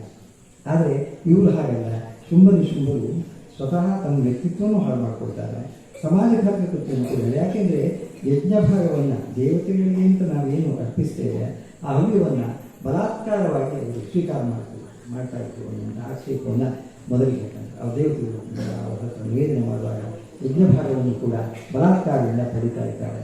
ವಾಸ್ತವಿಕವಾಗಿ ನಾವು ಕೊಡುವಂಥ ಹವ್ಯ ದೇವತೆಗಳಿಗೋಸ್ಕರ, ಅಂದರೆ ಭೂಲೋಕದಲ್ಲಿ ಯಾವುದು ಧಾರ್ಮಿಕವಾದಂತಹ ಯಜ್ಞನೋ ಅಥವಾ ಯಜ್ಞ ಯಾಗಾದಿಗಳು ನಡೀಬೇಕು ಅನ್ನೋ ಉದ್ದೇಶದಿಂದ ಆ ಒಂದು ಚಕ್ರ ಪ್ರವರ್ತನೆ ಆಗಬೇಕು ಅನ್ನೋ ಉದ್ದೇಶದಿಂದ ನಾವು ಹವ್ಯವಾದಗಳನ್ನು ಕೊಡ್ತೇವೆ. ಪಿತೃಗಳಿಗೆ ಸ್ವತಃ ಹವ್ಯವನ್ನು ಕೊಡ್ತೇವೆ. ಅದೆಲ್ಲವೂ ಕೂಡ ಸೇರಬೇಕಾದ್ದು ದೇವತೆಗಳಿಗೆ ಮತ್ತು ಪಿತೃಗಳಿಗೆ. ಆದರೆ ಯಜ್ಞ ಭಾಗದಲ್ಲಿ ಅರ್ಪಿಸಿದಂತಹ ಹವ್ಯವನ್ನು, ದೇವತಾ ದ್ರವ್ಯವನ್ನು ಬಲಾತ್ಕಾರವಾಗಿ ಆತ ಶುಂಭ ನಿಶುಂಭರು ಪಡಿತಾ ಇತ್ತು. ಅದು ಅಂದರೆ ಪರಸ್ವತ್ತಿನ ಅಪಹರಣ. ಅದು ಯಾರಿಗೆ ಸೇರಬೇಕಾಗಿತ್ತು ಅವರಿಗೆ ಸೇರ್ತಾ ಇಲ್ಲ. ಬಲಾತ್ಕಾರವಾಗಿ ಬೇರೆಯವರ ಸ್ವತ್ತನ್ನು ಅವರು ಅಪಹಾರ ಮಾಡ್ತಾ ಇತ್ತು. ಇದು ಇರಬಾರದು ಅನ್ನುವುದು ಒಂದು ಕಥೆಯ ಕಥೆ ಕೊಡುವಂಥ ಸಂದೇಶ ಇದು. ಯಾವತ್ತೂ ಕೂಡ ಪರಸ್ಪರ ಬಗ್ಗೆ, ಪರದ್ರವ್ಯದ ಬಗ್ಗೆ ನಮ್ಮ ಮನಸ್ಸು ವಿಚಲಿತ ಆಗಬಾರ್ದು. ಅದನ್ನು ಆಕರ್ಷಣೆ ಮಾಡುವಂಥ ಅಥವಾ ಅದನ್ನು ನಾವು ಬಲಾತ್ಕಾರ ಪಡೆಯುವಂಥ ಪ್ರಯತ್ನವನ್ನು ಮಾಡಬಾರ್ದು. ಆಮೇಲೆ ಸುಂದರವಾದ ವಸ್ತುವು ಇದೆ ಅನ್ನೋ ಮಾತ್ರಕ್ಕೆ, ನಮ್ಮ ಗೋಚರ ಆಯಿತು ಅಂತ ಮಾತ್ರಕ್ಕೆ ನಾವು ಅದನ್ನು ಬಯಸಬಾರ್ದು. ಎರಡನೇದು, ಯಾಕೆಂದರೆ ಇಲ್ಲಿ ಅಲೌಕಿಕವಾಗಿರುವಂತಹ ಸುಂದರಿಯಾಗಿರುವಂತಹ ದೇವಿಯನ್ನು ಕಂಡು ಚಂಡಮುಂಡರು ಬಂದು ಆ ವಸ್ತುವನ್ನು ಪಡೆಯಬೇಕು ಅಂತ ಪ್ರಲೋಭನೆಗೊಳಿಸಿದ್ದು ಶುಂಭ ಮತ್ತು ನಿಶುಂಭರನ್ನು. ಇರಬಹುದು ಒಂದು ವಸ್ತು ಅತ್ಯಂತ ಸುಂದರವಾಗಿರ್ಬೋದು ಅಥವಾ ಸುಂದರಿಯೇ ಇರ್ಬೋದು ಒಬ್ಬ ವ್ಯಕ್ತಿ, ಆದರೆ ಅದನ್ನು ಪಡೆಯಲಿಕ್ಕೆ, ಅದನ್ನು ಬಯಸಲಿಕ್ಕೆ ನಮಗೆ ಅರ್ಹತೆ ಮತ್ತು ಯೋಗ್ಯತೆ ಇದೆಯೋ ಅಂತ ನಾವು ಮೂಲತಃ ನಮ್ಮನ್ನು ನೋಡ್ಕೊಳ್ಬೇಕು. ಆ ಅರ್ಹತೆ ನಮಗೆ ಇರಬೇಕು. ಯಾವುದೇ ಒಂದು ವಸ್ತುವನ್ನು ಪಡಿಬೇಕಾಗುತ್ತೆ ಆ ಅರ್ಹತೆ ನಮ್ಮಲ್ಲಿ ಇರಬೇಕಾಗುತ್ತೆ. ಅಯೋಗ್ಯನಿಗೆ ಆದನಿಗೆ ಯಾವುದಾದ್ರೂ ವಸ್ತು ಸಿಕ್ಕಿದೆ, ಅವನಿಗೆ ಅರ್ಹತೆ ಇಲ್ಲದೆ ಆ ಒಂದು ವಸ್ತು ಸಿಕ್ಕಿದೆ ಅಥವಾ ಅಧಿಕಾರ ಸಿಕ್ಕಿದೆ, ಅದರಿಂದ ಸಮಾಜಕ್ಕೆ ಹಾನಿಯಾಗುತ್ತೆ ಹೊರತು ವೈಯಕ್ತಿಕವಾದ ಆತ್ಮಕ್ಕೂ ಅಂದರೆ ಆತ್ಮೋನ್ನತಿಗೂ ಅದು ಪ್ರತಿಬಂಧಕ ಆಗುತ್ತೆ ಹೊರತು ಯಾವುದಕ್ಕೂ ಕೂಡ ಅದು ಒಳ್ಳೆಯದನ್ನು ಮಾಡುವುದಿಲ್ಲ. ಆ ಹಿನ್ನೆಲೆಯಲ್ಲಿ ನೋಡಿದಾಗ ಇದು ಈ ಶುಂಭ ಮತ್ತು ನಿಶುಂಭ ಇಬ್ಬರೂ ಕೂಡ ಪರಸ್ವತ್ತಿಗೆ ಒಂದು ಆಸೆ ಪಟ್ಟಿಕೊಂಡು ಮತ್ತೊಂದು ಸುಂದರವಾಗಿರುವಂತಹ ವಸ್ತು ನಮಗೆ ಅದಕ್ಕೆ ಅರ್ಹತೆ ಅಥವಾ ಯೋಗ್ಯತೆ ಇದೆಯೋ ಇಲ್ಲೋ ಅನ್ನೋ ವಿವೇಚನೆ ಮಾಡಿ ಕೇವಲ ಚಂಡಮುಂಡರು ಸಚಿವರಿಬ್ಬರು ಹೇಳಿದ್ರು ಅನ್ನುವ ಕಾರಣಕ್ಕಾಗಿ ಅವರು ಅದನ್ನು ಬಯಸಿ ಅಷ್ಟೇ ಅಲ್ಲ, ಬಯಸಿದ್ದು ಮಾತ್ರ ಅಲ್ಲ, ಅದನ್ನು ಪಡೆಯೋಕ್ಕೋಸ್ಕರ ತುಂಬ ಪ್ರಯತ್ನವನ್ನು ಕೂಡ ಮಾಡ್ತಾರೆ. ಮೊದಲು ಹೇಳಿದ್ದು ಕೇವಲ ಸೇವಕನ್ನು ಮಾತ್ರ ಕಳಿಸಿದ್ರು ದೂತರನ್ನ, ಆಮೇಲೆ ಯುದ್ಧಕ್ಕೆ ತನ್ನ ಸೇನಾಪತಿಯಾಗಿದ್ದ ಧೂಮ್ರಲೋಚನನ್ನು ಕಳಿಸಿದ್ರು. ಇದು ಅಂದರೆ ಬಲಾತ್ಕಾರ ಅನ್ನೋದು ಆ ಮಟ್ಟದಲ್ಲಿ ಆಗುತ್ತೆ ಅಂತ. ಯಾವುದೇ ಒಂದು ವಸ್ತು ಬೇಕು ಅಂತ ಅನ್ನಿಸಿದಾಗ ಇದು ತಾಮಸಿಕ ಗುಣದ ಪ್ರವೃತ್ತಿ, ರಾಜಸಿಕ ಗುಣದ ಪ್ರವೃತ್ತಿ ಜಾಸ್ತಿ ಆದಾಗ ಹೀಗಾಗುತ್ತೆ. ಅಂದರೆ ಯಾವುದಾದ್ರೂ ವಸ್ತು ನನಗೆ ಇಚ್ಛೆ ಬಂದರೆ ನಮಗೆ ಅದು ಪಡೆಯೋಕ್ಕೋಸ್ಕರ ನಾವು ಪ್ರಯತ್ನ ಮಾಡ್ತೇವೆ. ಅದು ಸಿಗೋದಿಲ್ಲ ಅಂತ ಏನಾದ್ರು ಸಿಕ್ಕಿದೆ ನಾವು ಕ್ಷಣಕ್ಕೆ ಬಿಡ್ತೇವೆ. ಅದು ಹೇಗಾದರೂ ಏನಕ್ಕೆ ಪ್ರಕಾರ ಯಾವುದಾದ್ರೂ ಒಂದು ರೂಪದಿಂದ ಅದು ಪಡೆಯಬೇಕು ಅನ್ನೋಂಥ ಹಠಕ್ಕೆ ಬೀಳ್ತೇವೆ. ಅದಕ್ಕೋಸ್ಕರ ಬೇಕಾಗಿದ್ದ ಪ್ರಯತ್ನವನ್ನು ಮಾಡ್ತೇವೆ. ಅದು ಮಾರ್ಗ ಯಾವುದು ಅನ್ನೋದು ನಾವು ಯೋಚನೆ ಮಾಡೋದಿಲ್ಲ. ಆದರೆ ನಮ್ಮ ಗುರಿ ಯಾಕೆ ಒಳ್ಳೆಯದಿರಬೇಕು, ನಾವು ಹೋಗುವಂತಹ ಮಾರ್ಗ ಕೂಡ ಅದೇ ರೀತಿಯಾಗಿ ಇರಬೇಕಾಗುತ್ತೆ. ಅದು ಶುಭಂಕರವಾದ ಮಾರ್ಗದಲ್ಲಿ ನಾವು ಪ್ರಯತ್ನ ಮಾಡಬೇಕಾಗುತ್ತೆ. ಒಳ್ಳೆಯ ವಸ್ತು ಪಡೆಯೋಕ್ಕೋಸ್ಕರ ಕೆಟ್ಟ ದಾರಿಗೆ ಹೋಗೋದು ಸರಿಯಲ್ಲ. ಈ ಒಂದು ಕಥೆಯ ಸಂದೇಶ ಅದು. ಆಮೇಲೆ ನಮಗೆ ಕಾಣೋದೆಲ್ಲವೂ ಕೂಡ ಸರಿಯಾಗಿರಬೇಕು ಅಂತ ಹೇಳ್ತಾರೆ. ನಮ್ಮ ಕಣ್ಣ ರೂಪದಲ್ಲೇ ವಸ್ತು ಇರಬೇಕು ಅಂತಿಲ್ಲ, ಇದು ನಿಯಮ. ಯಾಕೆಂದರೆ ನಮ್ಮ ಕಣ್ಣಿಗೆ ಕಾಣುವಂಥ ರೂಪ ಬೇರೆ ಆಗಿತ್ತು, ಆ ವಸ್ತು ನಮ್ಮ ದೋಷದಿಂದಾಗಿ ಆ ವಸ್ತುವಿನ ಸ್ವಲ್ಪ ಬೇರೆಯಾಗಿ ಕೂಡ ನಮಗೆ ಕಾಣಲಿಕ್ಕೆ ಸಾಧ್ಯ. ಇದಕ್ಕೆ ಕಥೆಗೆ ಪ್ರತೀಕವನ್ನು ಧೂಮ್ರಲೋಚನ. ಅವನ ಕಂಡಿರುವ ರೂಪ ಬೇರೆ, ಅವನ ಕಣ್ಣು ನೋಡುವಂತಹ ರೂಪ ಬೇರೆ. ಭಾಗವತದಲ್ಲಿ ವ್ಯಾಸರು ಬಹಳ ಸೊಗಸಾಗಿ ಇದನ್ನು ಹೇಳ್ತಾರೆ. ಅಗ್ನಿದಗ್ಧಾಹ ಧೂಮತಾಂತಹ ಯಥಾ ನಿಹಾರ ಚಕ್ಷುರಃ. ಅಂದರೆ ಮಂಜಿನಿಂದ ಮಬ್ಬಾಗಿರುವಂಥ ಕಣ್ಣಿಗೆ ಸ್ಪಷ್ಟವಾಗಿರುವಂಥ ಚಿತ್ರಣ ಸಿಕ್ಕುವುದಿಲ್ಲ. ಯಾವುದೇ ಒಂದು ವಸ್ತುವಿನಾಗಿ ನೈಜ ಚಿತ್ರ ಅಥವಾ ನೈಜ ಸ್ವರೂಪ ಗೋಚರಿಸುವುದಿಲ್ಲ. ಆದ್ದರಿಂದಾಗಿ ಇದೆಲ್ಲವನ್ನೂ ದೂರ ಮಾಡ್ಕೋಬೇಕಾಗತ್ತೆ ಅನ್ನೋ ಮಾತನ್ನು ಎಚ್ಚರಿಕೆಯನ್ನು ವ್ಯಾಸರು ಕೊಡ್ತಾರೆ. ಹಾಗೆ ಇವನು ಅವನಿಗಿರುವಂಥ ಸಚಿವರು ಒಬ್ಬ ಧೂಮ್ರಲೋಚನ. ಆ ಧೂಮ್ರಲೋಚನ ಮಾಡಿರುವಂಥ ಕಾಕಿ ಅದು ವಸ್ತುತಃ ದೇವಿಯನ್ನು ನೋಡಿದಾಗ ಅವನಿಗೆ ಆಕೆಯ ಶಕ್ತಿಯ ಅರಿವು ಆಗಬೇಕಾಗಿತ್ತು, ಅಥವಾ ಆ ಅಲೌಕಿಕ ಸೌಂದರ್ಯದ ಹಿಂದೆ ಇರಬಹುದಾದಂತಹ ಮಹಾತ್ಮೆಯ ಜ್ಞಾನ ಕೊಂಚವಾದ ತಿಳುವಳಿಕೆ ಅರಿವು ಬರಬೇಕಾಗಿತ್ತು. ಆತ ಯೋಚನೆ ಮಾಡುವುದಿಲ್ಲ. ಕೇವಲ ಶುಂಭನ ಆದೇಶ ಅನ್ನುವಂಥ ಒಂದೇ ಕಾರಣದಿಂದಾಗಿ ದೇವಿಯನ್ನು ನೇರವಾಗಿ ಆತ ಕೆಲವು ಕೆಟ್ಟ ಮಾತುಗಳಿಂದ ಆತ ಶುರು ಮಾಡ್ತಾನೆ ಸಂಭಾಷಣೆಯನ್ನು. ಯಾವ ಗೌರವವನ್ನು ಕೊಡೋದಿಲ್ಲ. ತಂದು ಶುಂಭ ಕೇಳಿದ ಮೇಲೆ ಅದು ಮುಗಿಯಿತು. ಅವರೆಲ್ಲರೂ ಕೂಡ ಅನುಸರಿಸಬೇಕಾಗಿರುವಂಥ ಆದೇಶ ಅನ್ನೋ ರೀತಿಯಲ್ಲಿ ಆತ ವ್ಯವಹರಿಸ್ತಾನೆ. ಇದು ಧೂಮ್ರಲೋಚನ. ಯಾಕೆಂದರೆ ವಸ್ತುತಃ ಅವನ ಕಣ್ಣು ಸರಿಯಾಗಿದ್ದಿದ್ರೆ, ಅವನ ಒಳಗಣ್ಣು ತೆರೆದಿದ್ದರೆ ಬಾಹ್ಯವಾಗಿ ಚಿತ್ರಿಸಿ ನಿಜವಾಗಿರುವಂತಹ ವಸ್ತುವಿನ ಸ್ವರೂಪವನ್ನು ಗ್ರಹಿಸುವಂತಹ ಯೋಗ್ಯತೆ ಅವನಿಗೆ ಇದ್ದಿದ್ರೆ ಬಹುಶಃ ಆ ದೇವಿಯ ದರ್ಶನ ಮಾತ್ರದಿಂದಲೇ ಆತ ತನ್ನ ನಿರ್ಧಾರವನ್ನು ಬದಲಾಯಿಸಬಹುದಾಗಿತ್ತು, ಅಥವಾ ಆ ದೇವಿಯ ಸಮ್ಯಕ್ ಸ್ವರೂಪವನ್ನು ತನ್ನ ಶುಂಭ ಮತ್ತು ನಿಶುಂಭರಿಗೆ ಕೊಟ್ಟು ಅವನ ಒಂದು ಉದ್ದೇಶವನ್ನು ಬದಲಾವಣೆ ಮಾಡಬಹುದಾಗಿತ್ತೇ ಏನು. ಆದರೆ ಹಾಗಾಗುವುದಿಲ್ಲ ಇದು. ಹಾಗಾಗಿ ನಮ್ಮ ಎಲ್ಲ ವ್ಯವಹಾರಗಳಲ್ಲಿ ನಾವು ನೋಡುವ ದೃಷ್ಟಿಯಲ್ಲಿ ಶುದ್ಧತೆ ಇರಬೇಕು, ಪರಿಶುದ್ಧತೆ ಇರಬೇಕು ಅನ್ನೋದು ಧೂಮ್ರಲೋಚನ ಕೊಡುವಂತಹ ಒಂದು ಸಂದೇಶ. ಹೀಗೆ ಚಂಡಮುಂಡರ ಪ್ರಾದುರ್ಭಾವ ನಾಳೆ ಆಗುತ್ತೆ. ಅದಕ್ಕಿಂತ ಮೊದಲು ನಡೆಯುವಂಥದ್ದು ಧೂಮ್ರಲೋಚನ ಸಂಹಾರ. ಅದರಿಂದಾಗಿ ಆಕೆಗೆ ಧೂಮ್ರಹ ಅಂತ ಹೆಸರು. ಧೂಮ್ರಲೋಚನ ಅಂತ ಕರೀತಾರೆ, ಅಥವಾ ಧೂಮ್ರಹ ಅಂತ ಶಬ್ದದ ಅರ್ಧದಲ್ಲಿ ಇಟ್ಕೊಂಡು ಧೂಮ್ರಹ ಅಥವಾ ಧೂಮ್ರಲೋಚನ ವಧ ಅಂತ ಕೂಡ ಕರೀತಾರೆ, ಧೂಮ್ರಾಕ್ಷವಧ ಅಂತ ಕೂಡ ಕರೀತಾರೆ. ಹೀಗೆ ಇದುವರೆಗೆ ಮೂರನೇ ರೂಪದ ಪ್ರಥಮ ಸ್ವರೂಪ ಶೈಲಜಾತ. ಆಮೇಲೆ ಎರಡನೆಯದು ಆಕೆ ಧೂಮ್ರಹ ಎನ್ನುವಂತಹ ಹಸುರನ ಸೇನಾಪತಿಯನ್ನು ಸಂಹಾರ ಮಾಡಿದಿಂದಾಗಿ ಧೂಮ್ರಹ ರೂಪ ಅಂತ ಕರೀತಾರೆ. ಮುಂದೆ ಚಂಡಮುಂಡ ವಿನಾಶಿನಿ, ಚಂಡಮುಂಡರನ್ನು ಸಂಹಾರ ಮಾಡ್ತಾಳೆ. ಆಮೇಲೆ ಶುಂಭ ಅವರನ್ನು ಕೊಡ್ತಾಳೆ, ರಕ್ತಬೀಜಾಸನನ್ನು ಕೊಡ್ತಾಳೆ, ರಕ್ತಬೀಜ ಅಂತ ಹೇಳ್ತೇವೆ.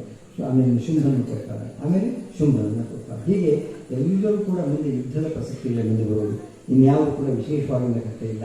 ಪ್ರತಿಯೊಂದು ಘಟ್ಟದಲ್ಲಿಯೂ ಕೂಡ ದೇವಿ ಜೊತೆಗೆ ಯುದ್ಧ, ರಾಕ್ಷಸ ಸಂಹಾರ ಇದು ಮಾತ್ರ ನಡೆಯುವುದು. ವಿಶೇಷವಾಗಿ ಅಲ್ಲಿ ನಾವು ಗಮನಿಸಬೇಕಾಗಿರುವುದು ಮುಂದೆ ಬರುವಂಥದ್ದಲ್ಲಿ ರಕ್ತಬೀಜ ಎನ್ನುವಂತಹ ಹಸುವಿನ ಕಥೆ. ಅದು ಯಾಕೆ ಹಾಗಾಗುತ್ತೆ, ಅದರ ಮೂಲ ಸ್ವರೂಪ ಏನು ಅಥವಾ ಅದರ ಪ್ರತಿಕ್ರಿಯೆ ಏನು ನಾವು ಮುಂದಿನ ಕಥೆಗಳಲ್ಲಿ ಗಮನಿಸ್ಬೋದು. ಟೋಟಲಿ ಒಟ್ಟಾಗಿ ನಾವು ಶೈಲಜಾತ ಮತ್ತು ಧೂಮ್ರಹ ಇವೆರಡು ದುರ್ಗಾ ಸ್ವರೂಪದಲ್ಲಿ ನಾವು ಪರಿಗಣಿಸಬೇಕಾಗಿರೋದು ನಮ್ಮ ಆತ್ಮೋನ್ನತಿಗೆ ಬೇಕಾಗಿರುವಂಥ ಗುಣಗಳು ಯಾವ್ಯಾವು ಅಂತ ಪ್ರಶ್ನೆ ಬಂದರೆ ನಮ್ಮ ಕಣ್ಣು ಸ್ವಚ್ಛವಾಗಿರಬೇಕು ಅನ್ನೋದು ಒಂದು ಮುಖ್ಯವಾಗಿ, ನಮ್ಮ ಒಳಗಣ್ಣೆ ಸದಾಕಾಲ ತೆರೆದಿರಬೇಕು ಅನ್ನೋದು ಎರಡನೇದು. ಮತ್ತು ಕೋಪ ಯಾವ ಕಾರಣಕ್ಕೂ ಕೂಡ ಒಳ್ಳೆಯದಲ್ಲ. ಸದಾಕಾಲ ಕೋಪಿಷ್ಠನಾಗಿರೋದು, ಕೋಪವನ್ನು ನಮ್ಮೊಳಗೆ ಇಟ್ಕೊಂಡು ಸರಿಯಾಗಲ್ಲ. ಕೋಪ ನಮ್ಮ ಅಧೀನದಲ್ಲಿರಬೇಕು ಅನ್ನೋದು ಮೂರನೇದು.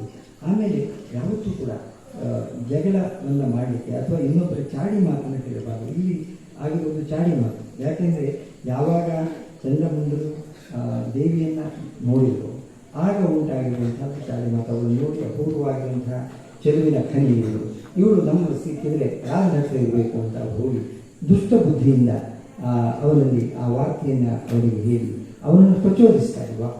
ವಾಸ್ತವಿಕವಾಗಿ ಬಹುಶಃ ಅವರಿಗೆ ಆ ಒಂದು ಮನೋಭಾವ ಇತ್ತು ಗೊತ್ತಿಲ್ಲ, ಆದರೆ ಇದು ಇರಬಹುದು. ಯಾಕೆಂದರೆ ರತ್ನಹಾರಿ ಪಾತ್ರ ಅಂತ ಹೇಳಿದಾಗ ಎಲ್ಲ ಶ್ರೇಷ್ಠವಾಗಿರುವಂಥ ವಸ್ತುವು ಕೂಡ ತೊಂದರೆ ಇರಬೇಕು ಅಂತ ಬಯಸಿದ್ರೆ ನನಗೆ ಶ್ರೀರತ್ನ ಇಂಥದ್ದೊಂದಿದೆ ಅಂತ ಹೇಳಿದಾಗ ಅದನ್ನು ತಾನು ಪಡ್ಕೊಳ್ಬೇಕು ಅಂತ ಅವನು ಬಯಸಿದ್ರೆ ತಪ್ಪಲ್ಲ, ಇರಬಹುದು. ಆದರೆ ಅದಕ್ಕೆ ಪ್ರಚೋದನೆ ಕೊಟ್ಟವರು ಚಂಡಮುಂಡರು. ಹೀಗೆ ಆ ದೇವಿಯ ಸ್ವರೂಪ ದೇವಿಯನ್ನು ನೋಡಿ ಅವರ ರೂಪದಿಂದ ಆಕರ್ಷಿತರಾಗಿ ಅವರನ್ನು ಈ ರೀತಿಯಾಗಿ ಯುದ್ಧಕ್ಕೆ ಪ್ರಚೋದಿಸಿ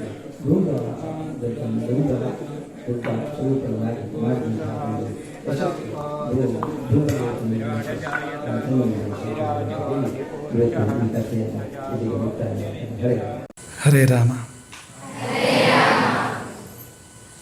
ಯಾ ದೇವಿ ಸರ್ವಭೂತೇಷು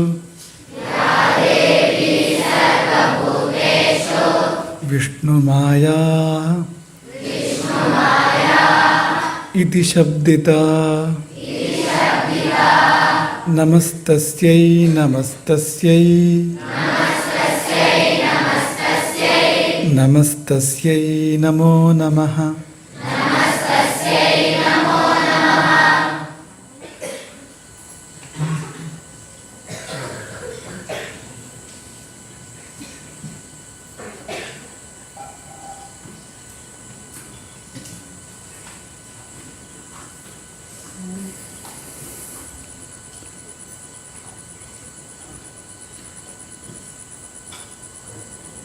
ಪೂರ್ಣಮದಃ ಪೂರ್ಣಮಿದಂ ಪೂರ್ಣಾತ್ ಪೂರ್ಣಮುದಚ್ಯತೆ ಪೂರ್ಣಸ್ಯ ಪೂರ್ಣಮಾದಾಯ ಪೂರ್ಣಮೇವ ಅವಶಿಷ್ಯತೆ.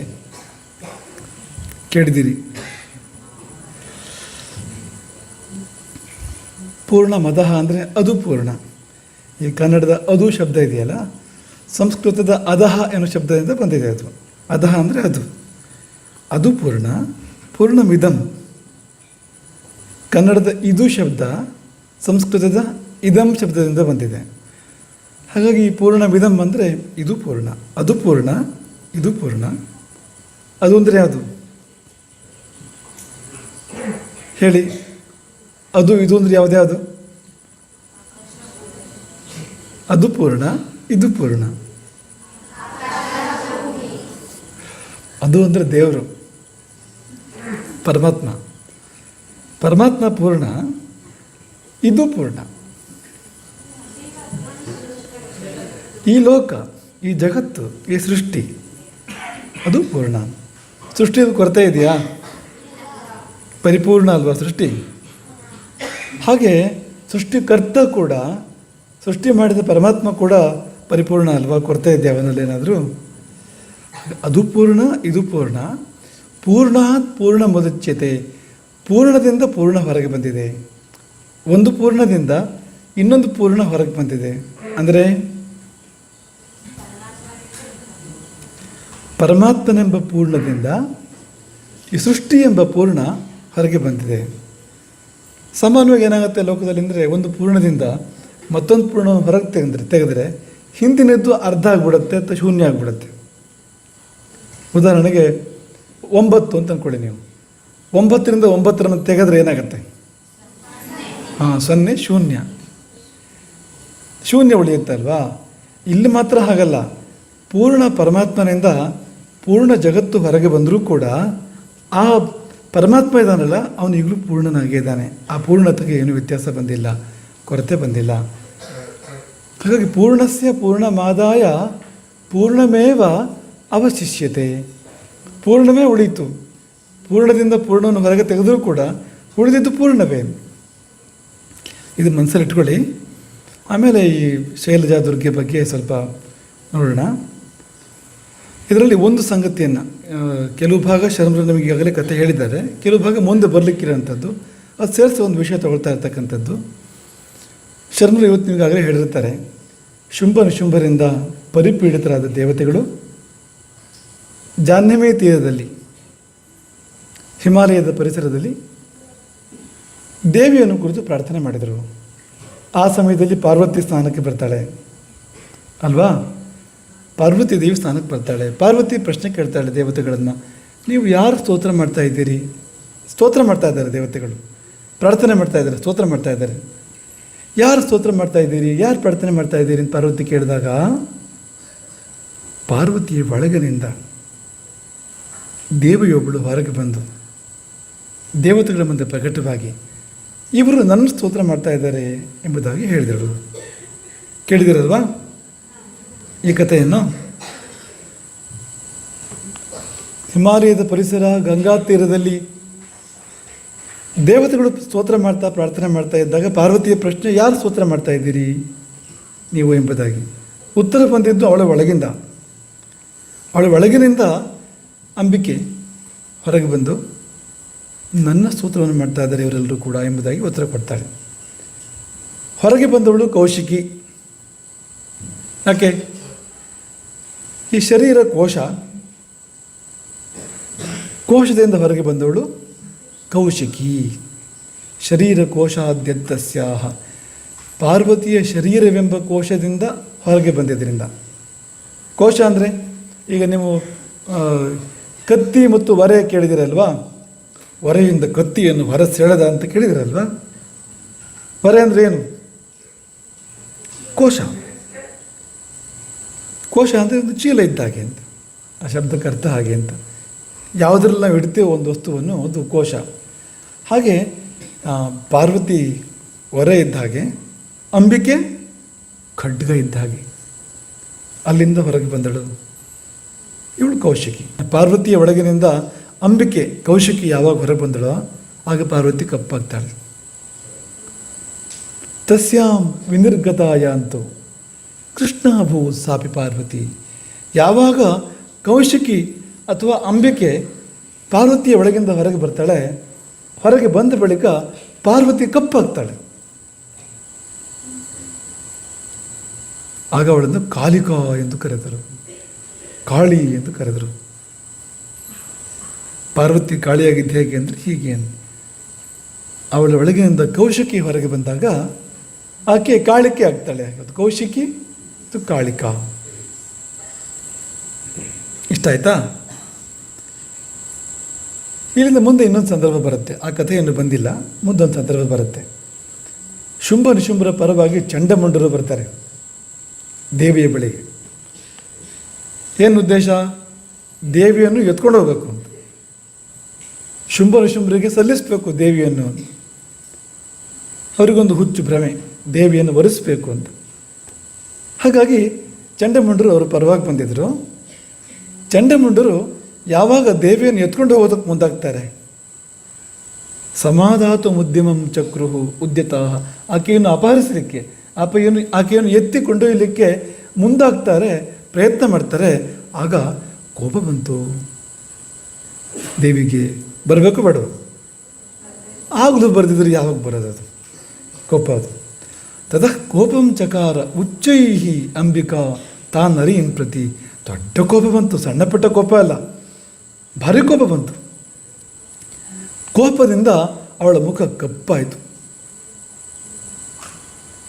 ಸಾಮಾನ್ಯವಾಗಿ ಕೋಪ ಬಂದರೆ ಮುಖ ಅಲ್ವಾ ಕೆಂಪಾಗಬೇಕು, ಇದು ಮಾತ್ರ ಕಪ್ಪಾಗಿದೆ ಇಲ್ಲಿ. ಯಾಕೆ ಗೊತ್ತಾ? ಯಾಕೆ ಹೇಳ್ತೀವಿ ಕೇಳಿ. ಈಗ ಕಪ್ಪಾಗಿದೆ, ಮಷೀವರ್ಣಂ ಅಂತ ಹೇಳಿದ್ದಾರೆ, ಮಸಿಯ ಬಣ್ಣ ಬಂದಿದೆ ಮುಖಕ್ಕೆ, ಅಷ್ಟು ಕಪ್ಪಾಗಿದೆ.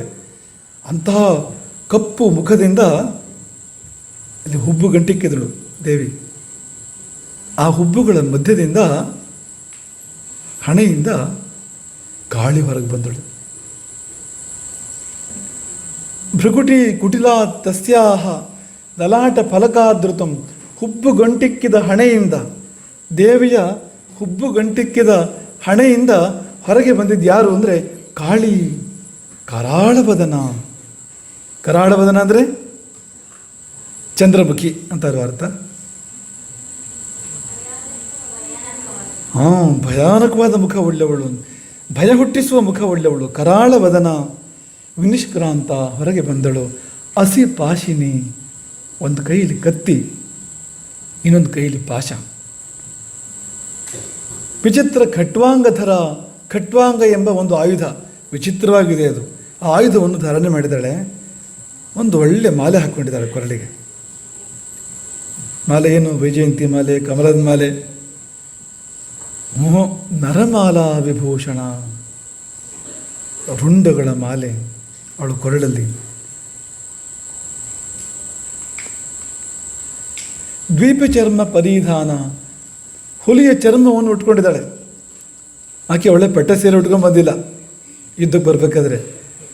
ಮತ್ತೇನು ಅಂದರೆ ದ್ವೀಪ ಚರ್ಮ ಪರಿಧಾನ, ಹುಲಿಯ ಚರ್ಮವನ್ನು ಆಕೆ ಸುತ್ತಕೊಂಡಿದ್ದಾಳೆ. ಶುಷ್ಕ ಮಾಂಸ, ಅತಿ ಭೈರವ, ಅತ್ಯಂತ ಭೈರವವಾಗಿರ್ತಕ್ಕಂಥ ರೂಪ. ಶುಷ್ಕ ಮಾಂಸ ಅಂದರೆ ಎಲುಬು ಚರ್ಮ ಮಾತ್ರ ಇದೆಯಂತೆ. ಆ ರೂಪ ಎಷ್ಟು ವಿಚಿತ್ರವಾಗಿದೆ ಅಂದರೆ, ಮಾಂಸ ಗಿಂಸ ತುಂಬಿಕೊಂಡು ದಪ್ಪ ರೂಪ ಅಲ್ಲ ಅದು. ಬರೇ ತೊಗಲು ಮಾತ್ರ ಕಾಣ್ತಾ ಇರುವಂಥ ರೂಪ ಅದು. ಶುಷ್ಕ ಮಾಂಸ, ಅತಿ ಭೈರವ, ಅತಿ ವಿಸ್ತಾರವದನ, ದೊಡ್ಡ ಬಾಯಿ, ಬಿಟ್ಟರೆ ಬ್ರಹ್ಮಾಂಡ ಎನ್ನುವಂಥ ದೊಡ್ಡ ಬಾಯಿ. ಜಿಹ್ವಾ ಲಲನ ಭೀಷಣ, ಆ ಬಾಯಿ ಒಳಗಿಂದ ನಾಲಿಗೆ ಬಂದು ಹೀಗೆಲ್ಲ ಆಡ್ತಾ ಇದೆ, ಕೆಂಪು ನಾಲಿಗೆ. ಬಾಯಿ ಅಂದ್ರೇನು? ದೊಡ್ಡ ಅಂಧಕಾರ, ಕತ್ತಲೆ. ಆ ಬಾಯಿ ತೆಗೆದ್ರೆ ಒಳಗೆ ಪಾತಾಳ ಆಗಿದೆ. ಅದರ ಒಳಗಿಂದ ಬೇರೆ ಏನೂ ಕಾಣ್ತಾ ಇಲ್ಲ, ಕೆಂಪು ನಾಲಿಗೆ ಸುಳಿದಾಡ್ತಾ ಇದೆ. ಜಿಹ್ವಾ ಲಲನ ಭೀಷಣ ನಿಮಗ್ನ ಆರಕ್ತ ನಯನ, ಕೆಂಪು ಕಣ್ಣುಗಳಂತೆ, ಆದರೆ ಗುಳಿ ಬಿದ್ದಿದೆ, ಒಳ ಸೇರಿದೆ ಅದು. ಒಳಗೆಲ್ಲೋ ಕೆಂಪು ಕಣ್ಣು ಕಾಣ್ತಾ ಇದೆ ಅಂತ. ನಾದ ಪೂರಿತ ದಿನ್ಮುಖ, ಅವಳು ಒಮ್ಮೆ ಗರ್ಜಿಸಿದರೆ ದಿಕ್ಕುಗಳೆಲ್ಲ ಮುಚ್ಚಿ ಹೋದವು ಆ ಗರ್ಜನೆಯಲ್ಲಿ. ಪೂರ್ವ, ಪಶ್ಚಿಮ, ಉತ್ತರ, ದಕ್ಷಿಣ ದಿಕ್ಕಿಂದ ಪ್ರತಿಧ್ವನಿ ಬಂತು.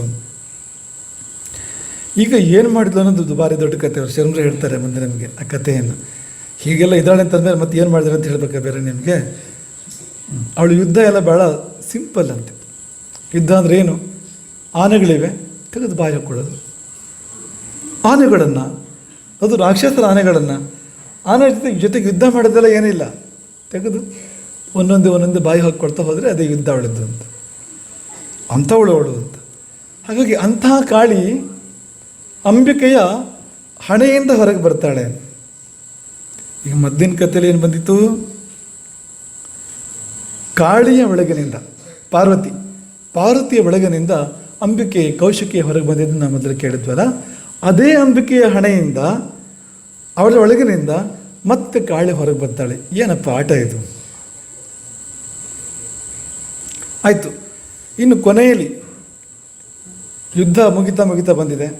ಶುಂಭ ಒಬ್ಬನೇ ಉಳ್ಕೊಂಡಿದ್ದಾನೆ. ಅವನ ತಮ್ಮ ನಿಶುಂಭನೂ ಸತ್ತೋಗಿದ್ದಾನೆ.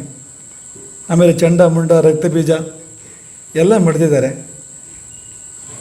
ಧೂಮ್ರಲೋಚನನ್ನು ಅಂಬಿಕೆ ಸಂಹಾರ ಮಾಡಿದ್ದಾಳೆ. ಚಂಡಮುಂಡರನ್ನು ಚಾಮುಂಡಿ ಕಾಳಿ ಸಂಹಾರ ಮಾಡಿದ್ದಾಳೆ. ರಕ್ತಬೀಜನನ್ನು ಇಬ್ಬರು ಸೇರಿ ಸಂಹಾರ ಮಾಡಿದ್ದಾರೆ. ಕಾಳಿ ಚಂಡಿ ಇಬ್ಬರು ಸೇರಿ ಸಂಹಾರ ಮಾಡಿದ್ದಾರೆ. ನಿಶುಂಭನನ್ನು ಚಂಡಿಕೆ ಅಂಬಿಕೆ ಸಂಹಾರ ಮಾಡಿದ್ದಾಳೆ. ಒಬ್ಬನೇ ಉಳ್ಕೊಂಡಿದ್ದ ಶುಂಭ. ಅವನಿಗೆ ಯುದ್ಧ ಮಾಡೋಕ್ಕೆ ಕಷ್ಟ ಆಗ್ತಾ ಇದೆ. ಪಾರ್ವತಿ ನಮ್ಮ ಅಂಬಿಕೆ ಜೊತೆಯಲ್ಲಿ ಯುದ್ಧ ಸುಲಭ ಆಗ್ತಾ ಇಲ್ಲ, ಸೋಲ್ತಾನೆ ಅಂತ ಅನಿಸ್ತಾ ಇದ್ದ ಅವನಿಗೆ. ಆಗ ಒಂದು ಮಾತಾಡಿದಂತೆ ಅವನು, ಏ ದುರ್ಗೆ, ನೀ ಗರ್ವ ಮಾಡೋದು ಬೇಡ, ಇದು ನಿನ್ನ ಬಲ ಅಲ್ಲ, ಅನ್ಯಾಸಾಂ ಬಲಮಾಶ್ರಿತ್ಯ, ಯಾರ್ಯಾರಿದ್ದೋ ಬಲವನ್ನು ಆಶ್ರಯಿಸಿ ಯುದ್ಧ ಮಾಡ್ತಾ ಇರೋಂಥದ್ದು. ಕಾಳಿ ಬೇರೆ, ಶಿವದೂತಿ ಬೇರೆ, ಬ್ರಹ್ಮಾಣಿ, ಕೋಮಾರಿ, ವೈಷ್ಣವಿ, ಇದೆಲ್ಲ ರೂಪಗಳು ಬೇರೆ ಬೇರೆ ಇದೆ. ಹಾಗಾಗಿ ಈ ಗಣಗಳು ಇವರೆಲ್ಲರ ಬಲದಿಂದ ಯುದ್ಧ ಮಾಡ್ತಾ ಇರೋದು, ನಿನ್ನ ಸ್ವಂತ ಬಲ ಅಲ್ಲ ಇದೇನು, ಏನು ಹೆಚ್ಚುಗಾರಿಕೆ ನಿಂದು ಅಂದಾಗ ಅಂಬಿಕೆ ಹೇಳಿದ್ಲಂತೆ, ದೇವಿ ಹೇಳಿದ್ಲಂತೆ, ಏಕೈವಾಹಂ, ಒಬ್ಬಳೆ ನಾನು, ಜಗತ್ಯತ್ರ, ಇಡೀ ಜಗತ್ತಿನಲ್ಲಿ ನನ್ನಂಥವಳು ನಾನು ಮಾತ್ರ ಇರೋದು, ಮತ್ತಾರೂ ಇಲ್ಲ. ಹಾಗೆ ನೋಡಿದರೆ ಮತ್ತಾರೂ ಇಲ್ಲವೇ ಇಲ್ಲ. ಯಾರಿದ್ರೂ ಏನಿದ್ರೂ ಅದೆಲ್ಲ ನಾನೇ, ನನ್ನನ್ನು ಬಿಟ್ಟು ಏನೂ ಇಲ್ಲ ಈ ಪ್ರಪಂಚದಲ್ಲಿ. ದ್ವಿತೀಯ ಕಾ ಮಮಾಪರ, ಯಾರೋ ನನ್ನನ್ನು ಬಿಟ್ಟು ಎರಡನೇವಳವಳು ಯಾರೂ ಇಲ್ಲ. ನಿನಗೆ ಸಂಶಯ ಇದ್ದರೆ ಇದೋ ಪರಿಹಾರ ಮಾಡ್ತೇನೆ ಎಂದಾಗ ಎಲ್ಲ ದೇವಿಯರು, ಅದೇ ಬ್ರಹ್ಮಾಣಿ, ಕೋಮಾರಿ, ವೈಷ್ಣವಿ, ರುದ್ರಾಣಿ, ಈ ಎಲ್ಲ ಸಪ್ತ ಮಾತೃಕಿಯರು ಅಂತ ಹೇಳ್ತಾರೆ. ಸಪ್ತ ಮಾತೃಕಿಯರು, ಶಿವದೂತಿ, ಕಾಳಿ, ಇದೇ ಕಾಳಿ ನಾವೀಗ ಹೇಳಿದ್ವಲ್ಲ, ಈ ಕಾಳಿ, ಇವರೆಲ್ಲರೂ ಬಂದು ದೇವಿ ಒಳಗೆ ಪ್ರವೇಶ ಮಾಡಿಬಿಡ್ತಾರೆ, ಲೀನವಾಗಿ ಹೋಗ್ಬಿಡ್ತಾರೆ. ಯಾರು ಬೇರೆ ಇಲ್ಲ, ಅವಳು ದೇವಿ ಮಾತ್ರ ಉಳಿದಿರ್ತಾಳೆ. ದೊಡ್ಡ ಸೈನ್ಯ ಇತ್ತು, ಮಾತೃಗಣ ಅದೆಲ್ಲ ಇತ್ತು. ತತಸ್ತಮಸ್ತಾಸ್ತಾ ದೇವ್ಯ ಬ್ರಹ್ಮಾಣಿ ಪ್ರಮುಖಾಲಯಂ ತಸ್ಯಾ ದೇವ್ಯಾ ತನೌ ಜಗ್ಮುಹು ಏಕೈವಾಸಿ ತದಾಂಬಿಕಾ. ಎಲ್ಲರೂ ಬಂದು ದೇವಿಯ ಒಳಗೆ ಪ್ರವೇಶ ಮಾಡಿದಾಗ ಎಲ್ಲ ಗಣಗಳು ದೇವಿಯನ್ನೇ ಹೊಕ್ಕಾಗ ಒಬ್ಬಳೇ ಉಳಿದಿದ್ಲು, ದೇವಿ ಮಾತ್ರ.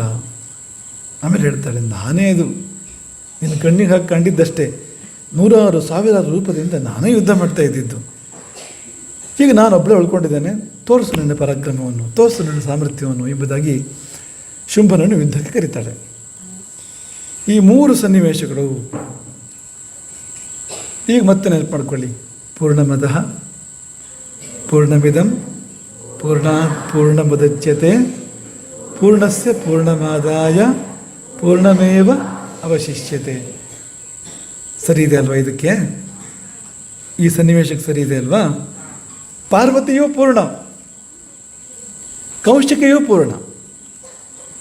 ಒಂದು ಪೂರ್ಣದಿಂದ ಮತ್ತೊಂದು ಪೂರ್ಣ ಹೊರಗೆ ಬಂತು. ಪಾರ್ವತಿ ಕಾಳಿಕೆ ಅವಳೊಳಗಿನಿಂದ ಕೌಶಿಕೆ ಹೊರಗೆ ಬರ್ತಾಳೆ, ಅಂಬಿಕೆ ಹೊರಗೆ ಬರ್ತಾಳೆ. ಪಾರ್ವತಿ ಅರ್ಧ ಅಲ್ಲ, ಪಾರ್ವತಿಗೊಂದು ಹೊಸ ರೂಪವೇ ಬಂತು, ಕಾಳಿ ರೂಪ, ಚಂಡಿ ರೂಪ, ಕಾಳಿ ರೂಪ ಬಂತು ಆಕೆಗೆ. ಕೌಶಿಕಿಯೂ ಅರ್ಧ ಆಗಲಿಲ್ಲ, ಕೌಶಿಕಿಯೂ ಇಡೀ, ಕಾಳಿಕೆಯೂ ಇಡೀ, ಒಬ್ಬರೊಳಗಿಂದ ಒಬ್ಬರು ಹೊರಗೆ ಬಂದಿದ್ದಾರೆ. ಆಯಿತು. ಆಮೇಲೆ ಈ ಕೌಶಿಕೆಯಿಂದ ಮತ್ತೆ ಕಾಳಿಕೆ ಹೊರಗೆ ಬರ್ತಾಳೆ. ಅವಳಿಗೆ ಕೋಪ ಬಂದಾಗ ಮುಖ ಕಪ್ಪಾಯಿತು ಅಂದ್ವಲ್ಲ, ಕಪ್ಪು ಯಾಕಾಯಿತು ಅಂದರೆ ಕಾಳಿ ಬಂದಿದ್ದಾಳೆ ಅಲ್ಲಿಗೆ. ಕೆಂಪು ಯಾಕಾಗಿಲ್ಲ, ಕಪ್ಪು ಯಾಕಾಯಿತು ಅಂದರೆ ಅವಳ ಮುಖ ಪ್ರದೇಶದಲ್ಲಿ, ಅಂಬಿಕೆಯ ಮುಖ ಪ್ರದೇಶದಲ್ಲಿ ಬಂದು ಸನ್ನಿಹಿತರಾಗಿದ್ದಾಳೆ ಕಾಳಿ, ಅಲ್ಲಿಂದ ಹೊರಗೆ ಬಂದಳು. ಆಮೇಲೆ ಹಾಗಾಗಿ ಕಪ್ಪಾಗಿರೋದು, ಕಾಳಿ ಕಪ್ಪಲ್ವಾ, ಹಾಗಾಗಿ ಅಂತ.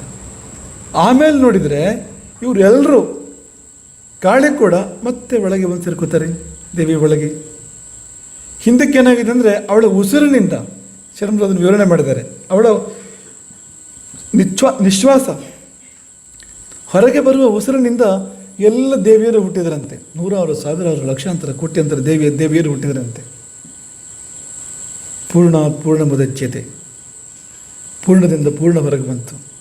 ಕೊನೆಯಲ್ಲಿ ಎಲ್ಲ ಅಲ್ಲೇ ಹೋಗಿ ಲೀನವಾದರು.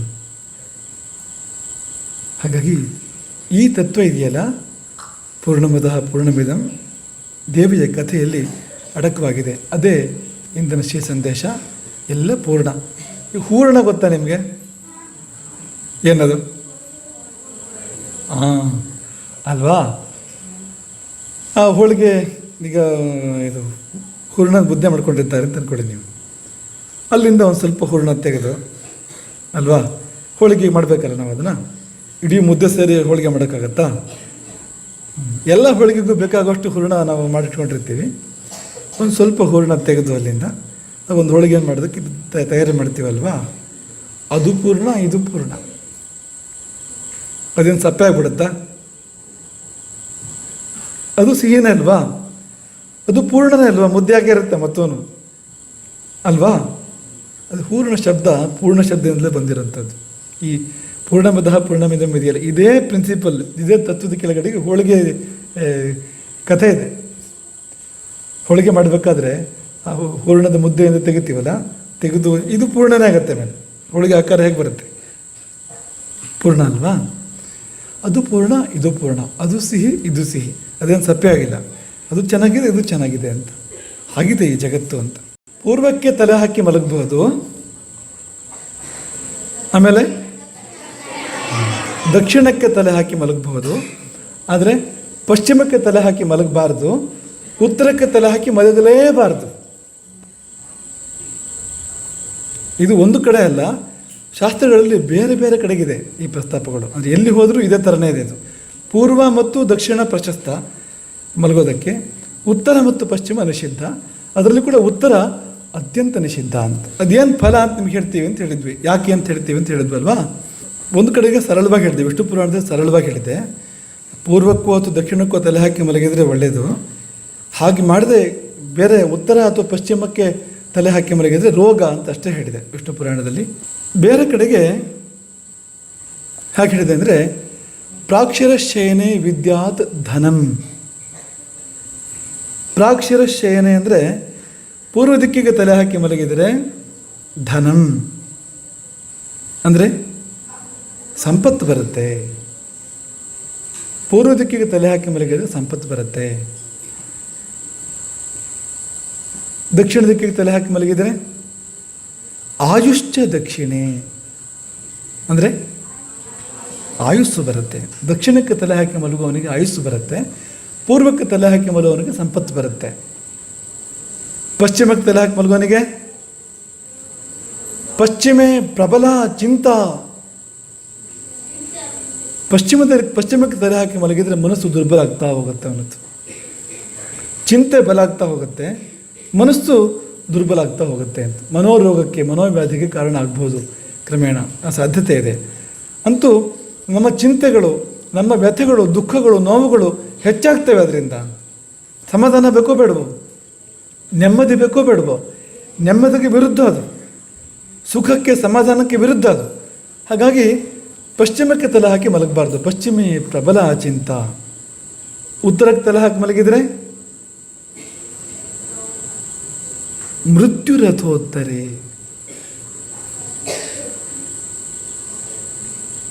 ಮೃತ್ಯು, ನೀವು ಉತ್ತರಕ್ಕೆ ತಲೆ ಹಾಕಿ ಮಲಗಿದರೆ ಮೃತ್ಯು ನಿಮ್ಗೆ ಹತ್ರ ಆಗ್ತಾ ಹೋಗುತ್ತೆ, ಆಯುಸ್ಸು ಹಾನಿ ಆಗ್ತಾ ಹೋಗುತ್ತೆ, ಮೃತ್ಯು ಹತ್ರ ಆಗ್ತಾ ಬರುತ್ತೆ.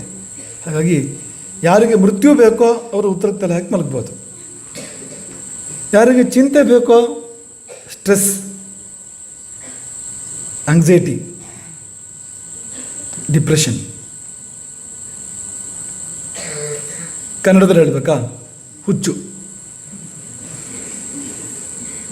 ಇದು ಯಾರಿಗೆ ಬೇಕೋ ಅವರನ್ನು ಪಶ್ಚಿಮ ದಿಕ್ಕು ಕೈ ಬೀಸಿ ಕರೀತಾ ಇದೆ, ಬಾ ನನ್ನ ಕಡೆ ತಲೆ ಹಾಕಿ ಮಲಗು ಅಂತ ಹೇಳ್ತಾ ಇದೆ. ಆಯುಸ್ಸು ಬೇಕಾದರೆ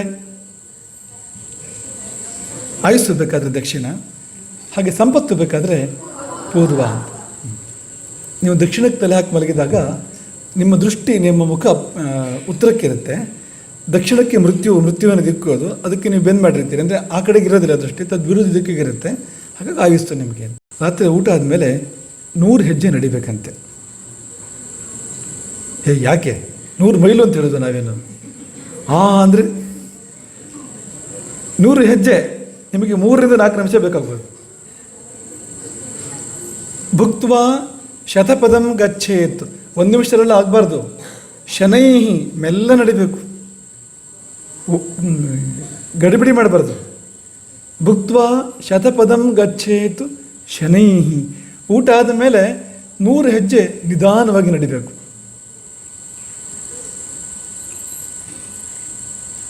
ಅದು ಒಳ್ಳೆಯದು. ಅನ್ನ ಸಂಘಾತ ಶೈಥಿಲ್ಯಂ ಗ್ರೀವಾಜಾನು ಕಟಿ ಸುಖಂ. ಕೊರಳು, ಸೊಂಟ, ಮೊಣಕಾಲು ಇದಕ್ಕೆಲ್ಲ ಸುಖ ಆಗುತ್ತೆ ಅದರಿಂದ. ಹಾಗೆ ಜೀರ್ಣ ಪ್ರಕ್ರಿಯೆಗೆ ಅನುಕೂಲ ಆಗುತ್ತೆ. ಅನ್ನ ಶಿಥಿಲ ಆಗುತ್ತೆ, ಒಳಗಿರೋಂಥದ್ದು ಜೀರ್ಣ ಪ್ರಕ್ರಿಯೆಗೆ ಅನುಕೂಲ ಆಗುತ್ತೆ ಎಂಬುದಾಗಿ. ಆಮೇಲೆ ನಿಮ್ಗೆ ಏನಾದರೂ ಅದು ಬಿಟ್ಟು ಬೇರೆ ಬೇರೆ ಬೇರೆ ಕೆಲಸಗಳನ್ನು ಮಾಡ್ಬೋದು. ಊಟ ಮಾಡಿ ಕೂತ್ಕೋಬೋದು ಆರಾಮಾಗಿ, ಊಟ ಮಾಡಿ ಮಲ್ಕೋಬೋದು, ಊಟ ಮಾಡಿ ಓಡ್ಬೋದು. ಇನ್ನು 3 ಆಪ್ಷನ್. ಅದಕ್ಕೆಲ್ಲ ಫಲ ಏನೇನು ಅಂತ ಹೇಳ್ತೀನಿ ನಿಮಗೆ. ರಾತ್ರಿ ಬಗ್ಗೆ ಅದು, ಹಗಲ ಬಗ್ಗೆ ಬೇರೆ ನಿಯಮ ಬರುತ್ತೆ. ಹಗಲು ಊಟ ಮಾಡಿ ಕೂತ್ಕೋಬೇಕು. ಭುಕ್ತ್ವ ರಾಜವದಾಸೀತ ಅಂತ, ಹಗಲು ಊಟ ಆದಮೇಲೆ ರಾಜ ಕೂತಾಗ ಆರಾಮಾಗಿ ಕೂತ್ಕೋಬೇಕು ಅಂತ ಇದೆ. ಇದು ರಾತ್ರಿ ಬಗ್ಗೆ ಮಾತ್ರ. ರಾತ್ರಿ ಊಟ ಆದಮೇಲೆ ಯಾರು ಕೂತ್ಕೋತಾನೋ ಅವನಿಗೇನು ಫಲ? ತುಂದಂ. ತುಂದಂ ಅಂದರೆ ಹೊಟ್ಟೆ. ಯಾರಿಗೆ ಹೊಟ್ಟೆ ಬೇಕು ಅಂತ ಆಸೆ ಇದೆಯೋ, ಹೊಟ್ಟೆ ಅಂದರೆ ಮಾಮೂಲಿ ಹೊಟ್ಟೆ ಅಲ್ಲ. ಮೊನ್ನೆ ಹಿಡಿದ್ವ ಚಪ್ಪಲಿ ಕಾಣಿಸಲ್ಲ ಅಂತ, ಚಪ್ಪಲಿ ಹಾಕ್ಕೊಳ್ಳೋಕ್ಕೆ ಕಾಲು ಕಾಣಿಸಲ್ಲ ಅಂತ, ಅವ್ರವ್ರ ಕಾಲೇ ನಿಂತ್ಕೊಂಡ್ಬಿಟ್ರೆ ಕಾಲೇ ಕಾಣಿಸಲ್ಲ ಅಂತ. ಕಾಲು ನೋಡ್ಕೋಬೇಕು ಅಂದರೆ ಕೂತ್ಕೊಂಡ್ರೆ ಕಾಲು ನೋಡ್ಕೋಬೇಕು, ನಿಂತ್ಕೊಂಡ್ರೆ ಕಾಲು ಕಾಣಿಸೋದಿಲ್ಲ ಅಂತ. ಹೀಗಾಗಬೇಕು ಅನ್ನೋ ಆಸೆ ಯಾರಿಗಿದೆಯೋ ಅವರು ರಾತ್ರಿ ಊಟ ಆದ ಕೂಡಲೇ ಕೂತ್ಕೋಬೇಕು. ಭುಕ್ತ್ವ ಉಪವಿಶಿತಃ ತುಂದಂ. ರಾತ್ರಿ ಊಟ ಮಾಡಿ ಕೂತ್ಕೊಳ್ಳೋವನಿಗೆ ಹೊಟ್ಟೆ ಬರುತ್ತೆ. ಶಯಾನಸ್ಯತು ಪುಷ್ಟತ. ಊಟ ಮಾಡಿ ಕೂಡಲೇ ಮಲ್ಕೊಂಡ್ರೆ ದಪ್ಪ ಆಗ್ತಾನೆ. ಹೊಟ್ಟೆ ಮಾತ್ರ ಅಲ್ಲ, ಇಡೀ ಮೈ ಪೂರ್ತಿ ಊದ್ಕೋಬೇಕು ಬಲೂನ್ ಥರ ಅಂತ ಆಸೆ ಇದ್ದರೆ ಯಾರಿಗಾದರೂ, ಪೂರಿ ಥರ ನಾನು ಪೂರಿ ಆಗಬೇಕು ಅಂತ ಅಪೇಕ್ಷೆ ಯಾರಿಗಿದೆಯೋ ಅಂಥವರು ರಾತ್ರಿ ಊಟ ಆದ ಕೂಡಲೇ ಮಲ್ಕೊಬಿಡಿ. ಕೂಡಲೇ ಮಲ್ಕೋಬೇಕು, ತಡ ಮಾಡಬಾರ್ದು. ಮಲಗಿದ್ರೆ ನೀವು ಪೂರಿ ಆಗ್ತೀರಿ. ಬೇಕಾ?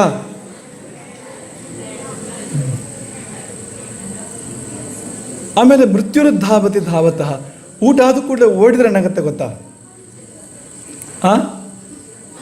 ಕೂಡಲೇ ಓಡೋದು, ಊಟ ಆದ ಕೂಡಲೇ ಓಡೋದು, ಅವನ ಹಿಂದೆ ಸಾವು ಓಡ್ತಾ ಇರುತ್ತೆ ಅಂತ. ಮೃತ್ಯು ಹೊಡ್ಸ್ಕೊಂಡು ಬರ್ತಾ ಇರುತ್ತೆ ಅಂತ. ಊಟ ಆದ ಕೂಡಲೇ ಯಾರು ಓಡ್ತಾನೋ ಅವನನ್ನು ಮೃತ್ಯು ಹೊಡ್ಸ್ಕೊಂಡು ಬರ್ತಾ ಇರುತ್ತೆ ಅಂತ. ಬೇಕಾ? ಹಾಗಾಗಿ ಇದ್ಯಾವುದೂ ಮಾಡಬಾರ್ದು. ಹಾಗಾದ್ರೆ ಏನು ಮಾಡಬೇಕು ಅಂದರೆ ಆಯುಷ್ ಚಂಕ್ರಮ ಮಾಣಸ್ಯ. ಊಟ ಆದ ಕೂಡಲೇ ಯಾರು ನಡೀತಾನೋ, ರಾತ್ರಿ ಊಟ ಆದ ಕೂಡಲೇ ಯಾರು ನಡೀತಾನೋ ಅವನಿಗೆ ಆಯುಸ್ ಬರುತ್ತೆ. ಏನು ಮಾಡ್ತಿರೋ ನಿಮಗೆ ಬಿಟ್ಟಿದ್ದು, ನಾವು ನಿಮಗೆ ಏನು ಮಾಡಬೇಕು ಅಂತ ಹೇಳಿಲ್ಲ. ನಿಮಗೆ ಚಾಯ್ಸ್ ಕೊಟ್ಟಿದ್ದೀವಿ ಅಷ್ಟೇ. ಏನೇನು ಮಾಡಿದ್ರೆ ಏನೇನಾಗುತ್ತೆ ಅಂತ ಚಾಯ್ಸ್ ಕೊಟ್ಟಿದ್ದೀವಿ. ನಮ್ಮದೇನು ಸಲಹೆ ಇಲ್ಲ ನಿಮಗೆ. ನೀವೇ ಹೇಳಿ ಏನು ಮಾಡ್ತೀರಿ ಅಂತ. ಎಷ್ಟು? 100 ಹೆಜ್ಜೆ. ಭುಕ್ತ್ವ ಶತಪಥಂ ವ್ರಜೇತ್. 100 ಹೆಜ್ಜೆ. ಏನು?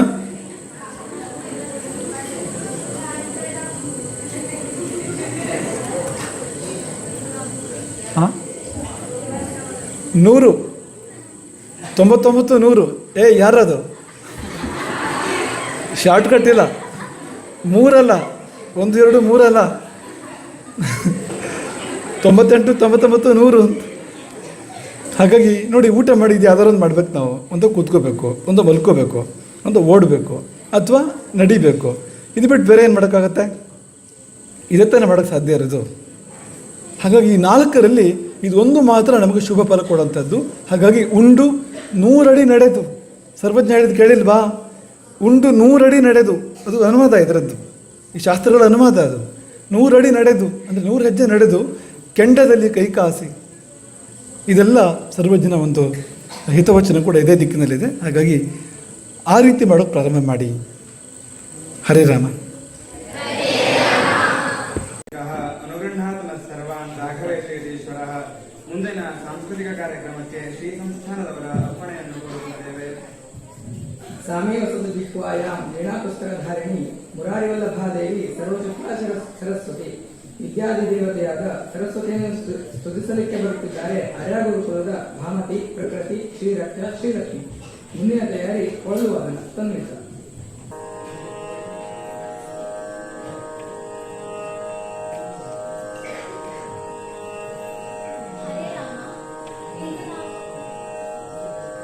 ಇಂದು ನಾವು ಮೈಸೂರು ವಾಸುದೇವಾಚಾರ್ಯ ರಚಿಸಿರುವ ನಾಮವತಿ ಶ್ರೀ ಸರಸ್ವತಿಯನ್ನ ಕೃತಿಯನ್ನು ಹಾಡುತ್ತಿದ್ದೇವೆ. ರಾಗ ಹಿಂಗೋಳ, ತಾಳ ಆದಿತಾಳ.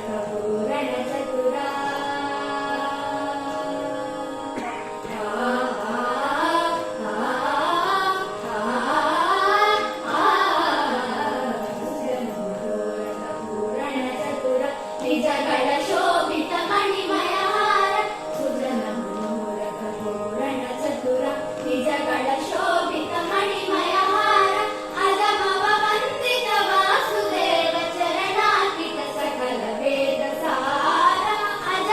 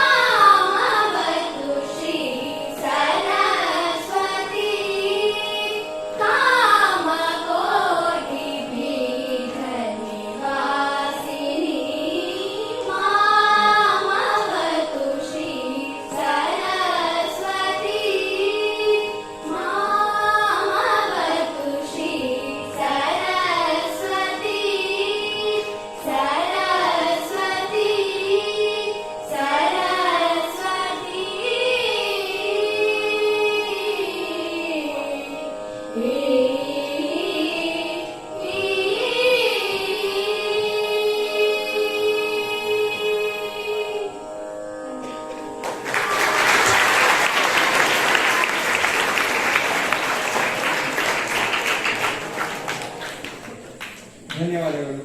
ಸುಶೀಲ ವಾದ್ಯಗಳಲ್ಲಿ ಮುಂಚೂಣಿಯಲ್ಲಿ ನಿಲ್ಲುವ ವಾದ್ಯ ಕೊಳಲು. ಅಲೆ ಅಲೆಯಾಗಿ ತೇಲಿ ಬರುವ ಕೊಳಲನಾದ ಕೇಳಲು ಬಹಳ ಇಂಪು. ಕರ್ನಾಟಕ ಶಾಸ್ತ್ರೀಯ ಸಂಗೀತದಲ್ಲಿ ಕೊಳಲು, ಹಿಂದೂಸ್ತಾನಿ ಸಂಗೀತದಲ್ಲಿ ಬಾನ್ಸೂರಿ ಎಂದು ಕರೆಯಲ್ಪಡುವ ಬಿದಿರು ವಾದ್ಯ ಈ ಸುಶಿರ ವಾದ್ಯ.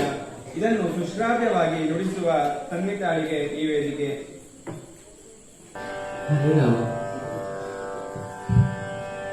ತನ್ವಿತಾಳ ಬಗ್ಗೆ ಎಲ್ಲರೂ ಗಮನಿಸಬೇಕಾದ ಒಂದು ಅಂಶವನ್ನ ಹೇಳಿ ಬಯಸ್ತಾ ಇದ್ದೇನೆ. ನಮ್ಮ ಗುರುಕುಲದಲ್ಲಿ ಇನ್ನೂ ಕೊಳಲು ವಾದನ ಶಿಕ್ಷಣ ಶುರುವಾಗಬೇಕಷ್ಟೇ. ಆಕೆ ಅಲ್ಲಿ ಮೊದಲೇ ಕಲಿತು ಬಂದವರು.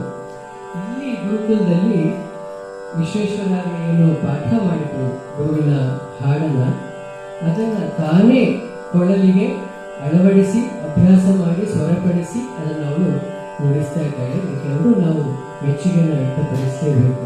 ಧನ್ಯವಾದ.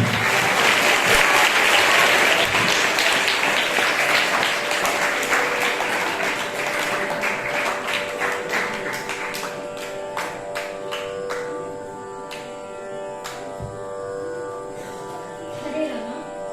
ಶ್ರೀ ಗುರುಭ್ಯೋ ನಮಃ. ಚಾರುಕೇಶಿ ರಾಗದ ಹಾಡನ್ನು ನಾನೀಗ ನುಡಿಸಲು ಪ್ರಯತ್ನಿಸುತ್ತಿದ್ದೇನೆ. ಹಾಡಿನ ಹೆಸರು ಓ ಗುರುವೇ ನಿನ್ನ ಶ್ರೀ ಚರಣಗಳಿಗೆ ನಮಿಸುವೆನು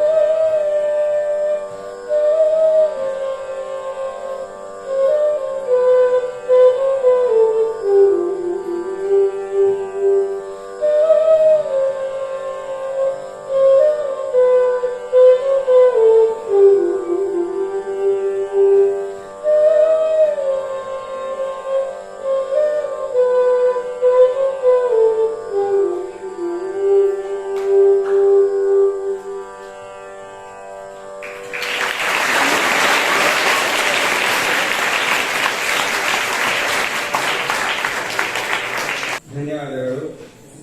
ಸಾರ್ವಭೌಮ ಗುರುಕುಲದ ಗುರುದತ್ತನಿಂದ ಮಿಮಿಕ್ರಿ. ಮುಂದಿನ ತಯಾರಿ ಭರತನಾಟ್ಯ. ಸುನಂದಾ ಸಂಗಡಿಗರು. ಹರೇ ರಾಮ. ಕತೆ ಅಂತ ಮಿಮಿಕ್ರಿ ಮಾಡಿ ತೋರಿಸ್ತೀನಿ. ಹೀಗೆ ದಾರಿಲಿ ಶಾಲೆಗೆ ನಡ್ಕೊಂಡು ಹೋಗ್ತಿದ್ದೆ. ಅಲ್ಲೊಂದು ನಾಯಿ ಮರಿ ಇತ್ತು. ನಾಯಿ ಮರಿ ನಾನು ನೋಡಿಲ್ಲ, ಬಾಲಕ್ಕೆ ಕಾಲಿಂದ ತುಳ್ಬಿಟ್ಟೆ. ಅದೇ ಕೂಗ್ತು ಗೊತ್ತಾ?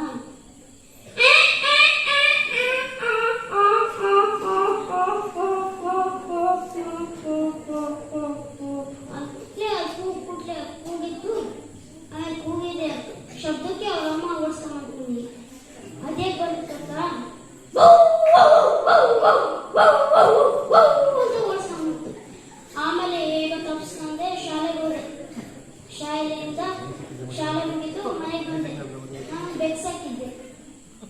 ಬೆಕ್ಕು ಹೊಟ್ಟೆ ಹಸ್ತೈತೆ ಅಂತಿತ್ತು. ಅದಕ್ಕೆ ಹೇಗಂತ ಗೊತ್ತಾ?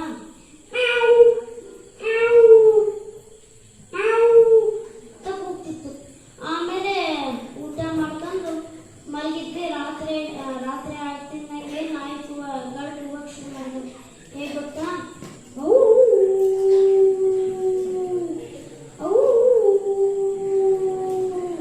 ಅಂತ ಕೂಗಕ್ಕೆ ಶುರು ಮಾಡಿದೆವು. ನಾಳೆ ಶನಿವಾರ ಬೇಗ ಎದ್ದೇಳಬೇಕು ಅಂತ ಮಲ್ಕೊಂಡು ಬೇಗ. ಆಮೇಲೆ ಬೆಳಗ್ಗೆ ಎದ್ದ ಕೂಡಲೇ ಗಿಳಿ ಸಾಕಿದ್ದೆ. ಗಿಳಿ ಕೂಗ್ತಿದ್ವು.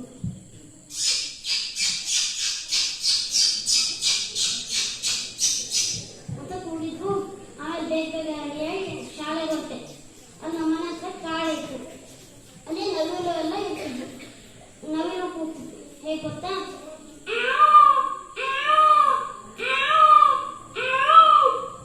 ಅಂತ ಕೂಗ್ತಿದ್ವು.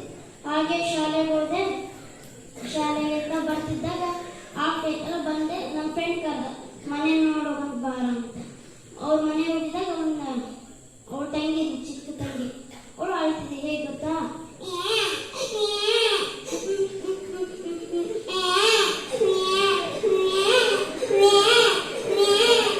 ಅಂತ ಅಳ್ತಿದ್ದೆ. ಆಮೇಲೆ ಆಟ ಸಮಾಧಾನ ಮಾಡಿ ನಾವು ಮನೆಗೆ ಬಂದೆ. ಮನೆಗೆ ಬರ್ತಿದ್ದಾಗ ದಾರಿ ಮೇಕೆಗಳಿದ್ವು. ಅದ್ರಲ್ಲಿ ಒಂದು ಸಣ್ಣ ಮರಿತ್ತು. ಹೇಗೆ ಕೂಗ್ತಿದ್ವು ಗೊತ್ತಾ? ಅಂತ ಕೂಗ್ತಿತ್ತು. ಆಮೇಲೆ ಶಾಲೆ ಬಂದೆ, ಮನೆ ಬಂದೆ. ಆಮೇಲೆ ಮನೆ ಬಂದು ಬೆಕ್ಕಿಗೆ ಹಾಲಾಕಿ ಮಕ್ಕಂದ್ವಿ. ಆಮೇಲೆ ಎದ್ದಾಳ್ತಿದ್ದಂಗೆ ನಾವು ಗುರುಕುಲದಲ್ಲಿದ್ವಿ. ಇಷ್ಟೊತ್ತು ಕಂಡಿದ್ದಲ್ಲ ಕನಸ. ಆಮೇಲೆ ಕನಸು ಅಂತ ಆಮೇಲೆ ಹೋಗ್ಬರ್ತೇನೆ. ಅವರೇ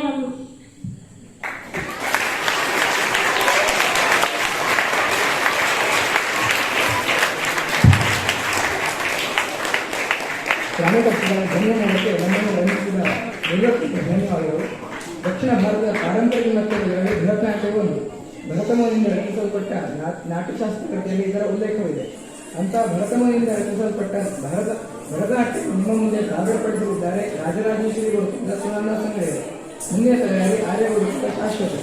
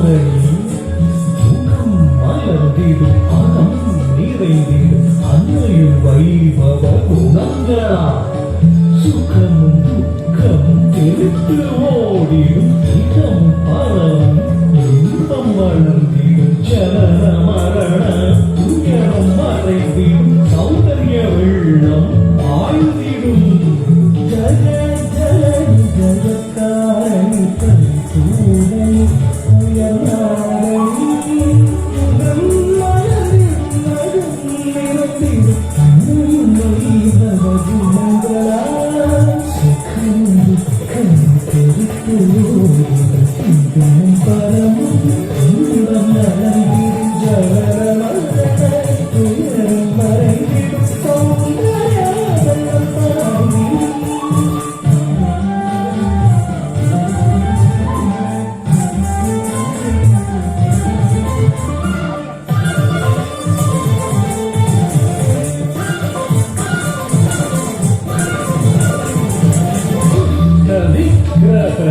விக்கிரகசிஷ்டபாலினி இஷ்டதெய்வமே இரண்மை கஷ்டநஷ்டம் கலங்கி விலகிடும் அஷ்ட ஐஸ்வர்யனாய் அகத்தியர் முதல் சித்தரும் குரு முகமாய் அளித்த தேவி மகாத்மியம் அகம் அழிந்திட அகம் உயர்ந்திட ஜகம் உயிர்த்திட ஆடி பாடுவோம் துஷ்டமீரத சிஷ்டமானி கிருஷ்ணதெய்வம் கிரமை கஷ்ட நஷ்டம் கலங்கி விலகிடும் அஷ்ட ஐஸ்வர்யனாய் அகத்தியர் முதல் சித்தரும் குரு முகமாயளித்த தேவி மகாத்மியம் அகம் அழிந்திட அகம் உயர்ந்திட ஜகம் உயிர்த்திட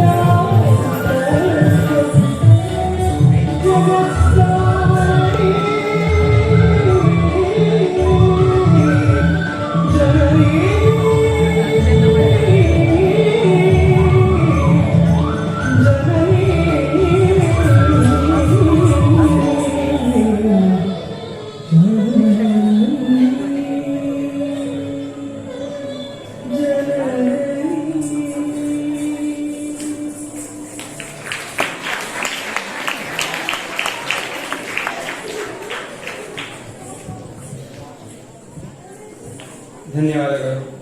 ಪಾಪಪಾಶಮೋಚನಂ ವಿರೋಚನೇಂದುಲೋಚನಂ ಪಾಲಲೋಚನಾದಿ ದೇವಸನ್ನುತಂ ಮನೋನ್ನತಂ ಶೇಷಕಲ್ಪಶಾಯಿನಂ ಮನೋರಥಪ್ರದಾಯಿನಂ ಸಿಂಹಶೈಲಮಂದಿರಂ ನರಸಿಂಹದೇವಮಾಶ್ರಯೇ. ದುಷ್ಟ ಶಿಕ್ಷಕ ಶಿಷ್ಟರಕ್ಷಕ ನರಸಿಂಹನ ದಿವ್ಯ ಅವತಾರವಾದ ಕಥೆ ಇದೀಗ ನಿಮ್ಮ ಮುಂದೆ. ಆರ್ಯ ಗುರುಕುಲದ ಶಾಶ್ವತ ಇವಳಿಂದ ಮುಂದಿನ ತಯಾರಿ ಲೋಚನಾ ಸಂಗಡಿಗರು. ಹರೇ ರಾಮ. ಎಲ್ಲರಿಗೂ ಶುಭ ಸಾಯಿ. ಶ್ರೀಮದ್ ಜಗದ್ಗುರು ಶಂಕರಾಚಾರ್ಯ ಶ್ರೀ ಶ್ರೀ ರಾಘವೇಶ್ವರ ಭಾರತಿ ಸ್ವಾಮೀಜಿಗಳವರ ಪಾದಾರವಿಂದಕ್ಕೆ ನಮಿಸುತ್ತಾ ನನ್ನ ಮಾತನ್ನು ಶುರು ಮಾಡುತ್ತಿದ್ದೇನೆ. ಇಷ್ಟು ದಿವಸಗಳಲ್ಲಿ ನೀವು ಶ್ರೀ ವಿಷ್ಣುವಿನ 3 ಅವತಾರಗಳ ಬಗ್ಗೆ ತಿಳಿದಿದ್ದೀರಿ. ಇಂದು ನಾನು ವಿಷ್ಣುವಿನ 4ನೇ ಅವತಾರವಾದ ನರಸಿಂಹ ಅವತಾರದ ಬಗ್ಗೆ ನನಗೆ ತಿಳಿದಷ್ಟು ಹೇಳಲು ಬಯಸುತ್ತೇನೆ. ಜಯದೇವ ಎಂಬ ಕವಿಯು ನರಸಿಂಹಾವತಾರಿ ಶ್ರೀಹರಿಯನ್ನ ಗೀತ ಗೋವಿಂದ ಎಂಬ ಕಾವ್ಯದಲ್ಲಿ ಈ ರೀತಿ ಹೊಗಳಿದ್ದಾನೆ. ತನ್ನ ಶ್ರೇಷ್ಠವಾದ ಕೈಗಳಲ್ಲಿ ಅದ್ಭುತವಾದ ಉಗುರುಗಳನ್ನು ಹೊಂದಿ ಹಿರಣ್ಯಕಶಿಪುವಿನ ದೇಹವನ್ನು ಭಂಗಗೊಳಿಸಿದ ನರಹರಿ ರೂಪಕ್ಕೆ ಜಯವಾಗಲಿ ಜಯವಾಗಲಿ. ವರಾಹ ರೂಪದಲ್ಲಿ ಶ್ರೀಹರಿಯು ಹಿರಣ್ಯಾಕ್ಷನನ್ನ ಸಂಹರಿಸಿದನು. ಅದಕ್ಕಾಗಿ ಅವನ ಸಹೋದರನಾದ ಹಿರಣ್ಯಕಶಿಪುವಿಗೆ ಬಹಳ ಸಿಟ್ಟು ಬಂದಿತ್ತು. ಅವನಿಗೆ ಮೊದಲಿನಿಂದಲೂ ಹರಿಯ ಮೇಲೆ ಸೇಡಿನ ಭಾವನೆ ಇತ್ತು. ಆದರೆ ತನ್ನ ಸಹೋದರನನ್ನು ಕೊಂದ ಎಂಬ ಕಾರಣಕ್ಕಾಗಿ ಆ ಭಾವನೆ ಜಾಗೃತವಾಗಿ ಶ್ರೀಹರಿಯನ್ನ ಸಂಹರಿಸಲೇ ಬಿಡುವುದಿಲ್ಲ ಎಂದು ಶಪಥ ಮಾಡಿದನು. ತನ್ನ ಸೈನ್ಯದಲ್ಲಿದ್ದ ಎಲ್ಲರನ್ನೂ ಸೇರಿಸಿ ದೇವತೆಗಳೊಂದಿಗೆ ಯುದ್ಧ ಮಾಡಲಿರುವ ತನ್ನ ನಿರ್ಧಾರವನ್ನ ಪ್ರಕಟಗೊಳಿಸುತ್ತಾನೆ. ಮುಂದೆ ಹೀಗೆ ಹೇಳುತ್ತಾನೆ: ವೀರ ಬಂಧುಗಳೇ, ಮೋಸಗಾರನಾದ ವಿಷ್ಣುವು ನನ್ನ ಸಹೋದರನನ್ನು ಕೊಂದ ಕಾರಣ ಸೇಡನ್ನು ತೀರಿಸಿಕೊಳ್ಳದೆ ನನ್ನ ಮನಸ್ಸಿಗೆ ಶಾಂತಿ ಸಿಗಲಾರದು. ಆ ಹರಿಯನ್ನು ಎದುರಿಸುವ ಕಾರ್ಯವನ್ನ ನಾನು ಮಾಡುತ್ತೇನೆ. ನೀವು ಏನು ಮಾಡಬೇಕೆಂದರೆ, ಎಲ್ಲಿ ಬ್ರಾಹ್ಮಣರಿರುವರು, ಎಲ್ಲಿ ಗೋವುಗಳಿವೆಯೋ, ಎಲ್ಲಿ ಋಷಿಮುನಿಗಳಿದ್ದಾರೆಯೋ ಅಲ್ಲಿಗೆ ಹೋಗಿ ಅವರ ಜಪ, ತಪ, ಹೋಮ, ಹವನ ಪೂಜೆಗಳನ್ನು ಹಾಳು ಮಾಡಿರಿ. ಕೊಲ್ಲಿರಿ. ಈ ಲೋಕದಲ್ಲಿ ಎಲ್ಲಿಯೂ ಹರಿಯ ನಾಮಸ್ಮರಣೆ ಪೂಜೆ ನಡೆಯಬಾರದು ಎಂದು ಆದೇಶಿಸಿದನು. ಅವನ ಆದೇಶದಂತೆ ಎಲ್ಲ ಕಡೆಗಳಲ್ಲಿಯೂ ನಾಶದ ಕಾರ್ಯಗಳು ಆರಂಭವಾದವು. ಆದರೂ ಹಿರಣ್ಯಕಶಿಪುವಿನ ಮನಸ್ಸಿಗೆ ಸಮಾಧಾನವಾಗಲಿಲ್ಲ. ಅವನು ಹೀಗೆ ಯೋಚಿಸುತ್ತಾನೆ, ಶ್ರೀಹರಿಯು ಶಕ್ತಿ ಸಂಪನ್ನನಾಗಿದ್ದಾನೆ. ಆತನನ್ನು ಸೋಲಿಸಲು ನನಗೆ ಹೆಚ್ಚಿನ ಶಕ್ತಿಯ ಅವಶ್ಯಕತೆ ಇದೆ. ಆದರೆ ಯಾವುದರ ಮೂಲಕ? ತಪಸ್ಸಿನಿಂದಾಗಿ ನಾನು ಆತನನ್ನು ಎದುರಿಸಲು ಹೆಚ್ಚಿನ ಶಕ್ತಿ ಪಡೆದುಕೊಳ್ಳಬಹುದು ಎಂದು ಬ್ರಹ್ಮನ ಕುರಿತಾಗಿ ತಪಸ್ಸನ್ನು ಆಚರಿಸಲಕ್ಕಾಗಿ ಮಂದಾರ ಪರ್ವತಕ್ಕೆ ತೆರಳುತ್ತಾನೆ. ಉತ್ತಮವಾದ ಸ್ಥಳದಲ್ಲಿ ಕೈಗಳನ್ನ ಮೇಲೆ ಮಾಡಿ ವಂದಿಸಿ ನಿಂತು ಸಮಸ್ತ ದೇಹವನ್ನ ಅಂಗುಷ್ಟದಲ್ಲಿರಿಸಿಕೊಂಡು ಬ್ರಹ್ಮದೇವನನ್ನ ಧ್ಯಾನಿಸಲು ಶುರು ಮಾಡ್ತಾನೆ. ಅವನು ತಪಸ್ಸು ಮಾಡುತ್ತಾ 100 ವರ್ಷಗಳೇ ಕಳೆಯುತ್ತವೆ. ಅವನ ತಪಸ್ಸಿನ ಬಲದಿಂದಾಗಿ ಇಡೀ ಜಗತ್ತು ಸುಡಲಾರಂಭಿಸುತ್ತೆ.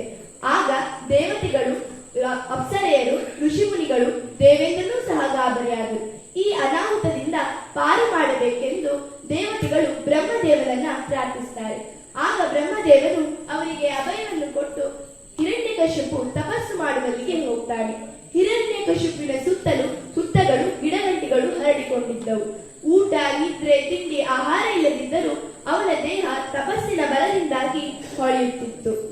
ಬ್ರಹ್ಮದೇವನು, ಕಶ್ಯಪ ಪುತ್ರನೇ ಏಳು ಎಂದು ತನ್ನ ಕಮಂಡಲುವಿನಿಂದ ನೀರನ್ನ ಸಿಂಪಡಿಸಿದಾಗ ಆತನ ದೇಹ ಮೊದಲಿನಂತಾಯಿತು. ಬ್ರಹ್ಮದೇವನು, ಪುತ್ರ, ನಿನ್ನ ತಪಸ್ಸಿಗೆ ಮೆಚ್ಚಿದ್ದೇನೆ, ಏನು ಬರಬೇಕು ಎಂದು ಕೇಳಿದಾಗ ಹಿರಣ್ಯಕಶಿಪುವು ಕಣ್ಣು ತೆರೆದನು. ಬ್ರಹ್ಮದೇವನನ್ನು ಕಂಡು ಸಾಷ್ಟಾಂಗ ವಂದಿಸಿ, ದೇವ, ನೀನು ನನಗೆ ವರ ಕೊಡುವುದಾದರೆ ನಾನು ಅಮರನಾಗುವಂತೆ ಮಾಡು ಎಂದು ಕೇಳಿದನು. ಆಗ ಬ್ರಹ್ಮದೇವನು, ದಾನವರು ಅಥವಾ ಮಾನವರು ಅಮರರಾಗಲು ಸಾಧ್ಯವೇ ಎಂದು ಕೇಳಿದನು. ಆಗ ಹಿರಣ್ಯಕಶಿಪುವು ತನಗೆ ಹಗಲಿನಲ್ಲಿ ಅಥವಾ ರಾತ್ರಿಯಲ್ಲಿ ಮಾನವರಿಂದ ಅಥವಾ ದಾನವರಿಂದ, ಪ್ರಾಣಿಗಳಿಂದ ಅಥವಾ ಮನುಷ್ಯರಿಂದ, ನಿನ್ನಿಂದಲೂ ಸಹ ನನಗೆ ಮರಣ ಉಂಟಾಗಬಾರದು, ಯಾವುದೇ ಶಸ್ತ್ರಾಸ್ತ್ರಗಳಿಂದಲೂ ನನಗೆ ಮರಣ ಬಾರಬಾರದು ಎಂದು ಕೇಳಿಕೊಂಡನು. ಆಗ ಬ್ರಹ್ಮದೇವನು ತಥಾಸ್ತು ಎಂದನು. ಬ್ರಹ್ಮದೇವನ ವರದಿಂದಾಗಿ ಹಿರಣ್ಯಕಶಿಪುವಿನ ಸೊಕ್ಕು ಹೆಚ್ಚಿತು. ಅವನಲ್ಲಿರುವ ಅಸಾಧ್ಯ ಶಕ್ತಿಗಳಿಂದಾಗಿ ಅವನಲ್ಲಿ ತೇಜಸ್ಸು ತುಂಬಿತು. ಅಹಂಕಾರದಿಂದ ಅವನು ದೇವತೆಗಳು, ದಾನವರು, ನಾಗಗಳು, ಕಿನ್ನರರು, ಗಂಧರ್ವರು ಎಲ್ಲರನ್ನ ಸೋಲಿಸಿ ಅಮರಾವತಿಯ ಸಿಂಹಾಸನದಲ್ಲಿ ರಾರಾಜಿಸುತ್ತಾನೆ. ತಾನೇ ದೇವರು ಎಂದು ಸಹ ಘೋಷಿಸುತ್ತಾನೆ. ಅವನ ಉಪಟಳವನ್ನು ತಾಳಲಾಗದೆ ದೇವತೆಗಳು ಶ್ರೀಮನ್ನಾರಾಯಣ ಬಳಿ ಅವನ ಕಾರ್ಯಗಳ ಬಗ್ಗೆ ತಿಳಿಸುತ್ತಾರೆ. ಆಗ ಶ್ರೀಮನ್ನಾರಾಯಣನು ಅವರನ್ನ ಸಮಾಧಾನಿಸಿ, ನೀವೇನು ಚಿಂತಿಸಬೇಡಿ, ಬ್ರಹ್ಮನ ವರದ ಫಲವಾಗಿ ಕೆಲವು ವರ್ಷಗಳ ಕಾಲ ನಾನು ಏನು ಮಾಡಲು ಸಾಧ್ಯವಿಲ್ಲ. ಕಾಲ ಬಂದಾಗ ನಾನೇ ಸ್ವತಃ ಅವನನ್ನ ಶಿಕ್ಷಿಸುತ್ತೇನೆ, ನಾನೇ ಸ್ವತಃ ಅವನ ಸಂಹಾರವನ್ನ ಮಾಡ್ತೇನೆ, ನೀವು ನಿಶ್ಚಿಂತೆಯಿಂದ ಇರಿ ಎಂದು ಹೇಳಿ ಕಳಿಸ್ತಾನೆ. ಅದೇ ಸಮಯದಲ್ಲಿ ಹಿರಣ್ಯಕಶಿಪುವಿಗೆ ಕಯಾದುವಿನೊಂದಿಗೆ ವಿವಾಹ ಆಯಿತು. ಹಲವು ವರ್ಷಗಳಾದರೂ ಕಯಾದುವಿಗೆ ಮಕ್ಕಳಾಗಲಿಲ್ಲ ಎಂಬ ಚಿಂತೆ ಇಳಿತು. ಆಗ ನಾರದ ಮಹರ್ಷಿಗಳು, ನೀನು ಶ್ರೀಮನ್ನಾರಾಯಣನ ಸ್ಮರಣೆ ಮಾಡು ಎಂದು ಉಪದೇಶಿಸಿದರು. ಅದರ ಫಲವಾಗಿ ಅವಳಿಗೆ 4 ಗಂಡು ಮಕ್ಕಳಾದರು. ಹಿರಿಯ ಪುತ್ರನಾದ ಪ್ರಹ್ಲಾದನು ಶ್ರೇಷ್ಠ ಹರಿಭಕ್ತನಾಗಿ ರೂಪುಗೊಂಡಿದ್ದನು. ಅವನು ವಿನಯಶೀಲ, ಸದಾಚಾರಿ, ಸಾಧು ಸ್ವಭಾವದವನಾಗಿದ್ದನು. ಅವನಿಗೆ 5 ವರ್ಷಗಳಾದಾಗ ಯೋಗ್ಯ ವಿದ್ಯಾಭ್ಯಾಸವನ್ನು ಕೊಡಿಸುವ ಸಲುವಾಗಿ ಹಿರಣ್ಯಕಶಿಪುವು ದೈತ್ಯಗುರು ಶುಕ್ರಾಚಾರ್ಯರನ್ನ ಕರೆಸಿಕೊಂಡನು ಮತ್ತು ಪ್ರಹ್ಲಾದನಿಗೆ ಹರಿಯ ಬಗ್ಗೆ ದ್ವೇಷ ಉಂಟಾಗುವಂತೆ ಶಿಕ್ಷಣ ನೀಡಲು ಹೇಳುತ್ತಾನೆ. ಆಶ್ರಮದಲ್ಲಿ ವಿದ್ಯಾಭ್ಯಾಸ ಆರಂಭಗೊಂಡಾಗ ಶುಕ್ರಾಚಾರ್ಯರು ಓಂ ನಮ ಶಿವಾಯ ಎಂದು ಹೇಳಿಕೊಡ್ತಾರೆ. ಆಗ ಪ್ರಹ್ಲಾದನು ಭಗವಾನ್, ಮುರಾರಿ, ಮುಕುಂದ, ವಿಷ್ಣು, ನಾರಾಯಣ ಎಂದು ಹೇಳುತ್ತಾನೆ. ಆಗ ಶುಕ್ರಾಚಾರ್ಯರು, ನೀನು ಹರಿಯ ನಾಮಸ್ಮರಣೆಯನ್ನು ಮಾಡಬಾರದು, ಶಿವನನ್ನು ಆರಾಧಿಸಬೇಕು ಎಂದು ಹೇಳುತ್ತಾರೆ. ಆಗ ಪ್ರಹ್ಲಾದನು, ಹರಿ ಮತ್ತು ಹರರಲ್ಲಿ ಎಲ್ಲಿಯ ಭೇದ? ಹರಿ ಮತ್ತು ಹರರಲ್ಲಿ ಭೇದವನ್ನು ಬೋಧಿಸಿ ಏಕೆ ಮೋಸ ಮಾಡುತ್ತೀರಿ ಎಂದು ಕೇಳುತ್ತಾರೆ. ಆಗ ಶುಕ್ರಾಚಾರ್ಯರಿಗೆ ಅಸಾಧಾರಣ ಸಿಟ್ಟು ಬರುತ್ತದೆ. ಅವರು, ನಿನ್ನ ತಂದೆಗೆ ಏನು ಇಷ್ಟವೋ ಅದನ್ನೇ ನಾನು ನಿನಗೆ ಹೇಳಿಕೊಡ್ತಿದ್ದೇನೆ. ನೀನು ರಾಜಕುಮಾರ, ಆದುದರಿಂದ ನಾನು ನಿನ್ನನ್ನು ಶಿಕ್ಷಿಸುವುದಿಲ್ಲ. ಇನ್ನಾದರೂ ನಾನು ಹೇಳಿದಂತೆ ಕೇಳು, ಇಲ್ಲದಿದ್ದರೆ ನಿನ್ನ ತಂದೆಯ ಕೋಪಕ್ಕೆ ತುತ್ತಾಗ್ತೀಯಾ ಎಂದು ಬುದ್ಧಿಮಾತು ಹೇಳ್ತಾರೆ. ಒಂದಿನ ಹಿರಣ್ಯಕಶಿಪು ಪ್ರಹ್ಲಾದನ ಹತ್ರ, ಮಗನೇ, ಏನೇನು ಕಲಿತೆ ಎಂದು ಕೇಳುತ್ತಾನೆ. ಆಗ ಪ್ರಹ್ಲಾದನು, ತಮೋಗುಣದಿಂದ ಕೂಡಿದ ರಾಕ್ಷಸರ ಕುಲವನ್ನ ಗೌರವಿಸಬಾರದು, ಜ್ಞಾನ ಸ್ವರೂಪನಾದ ವಿಷ್ಣುವನ್ನು ಭಜಿಸಿ ಭವಸಾಗರದಿಂದ ಮುಕ್ತಿ ಪಡೆಯಬೇಕು ಎನ್ನುತ್ತಾನೆ.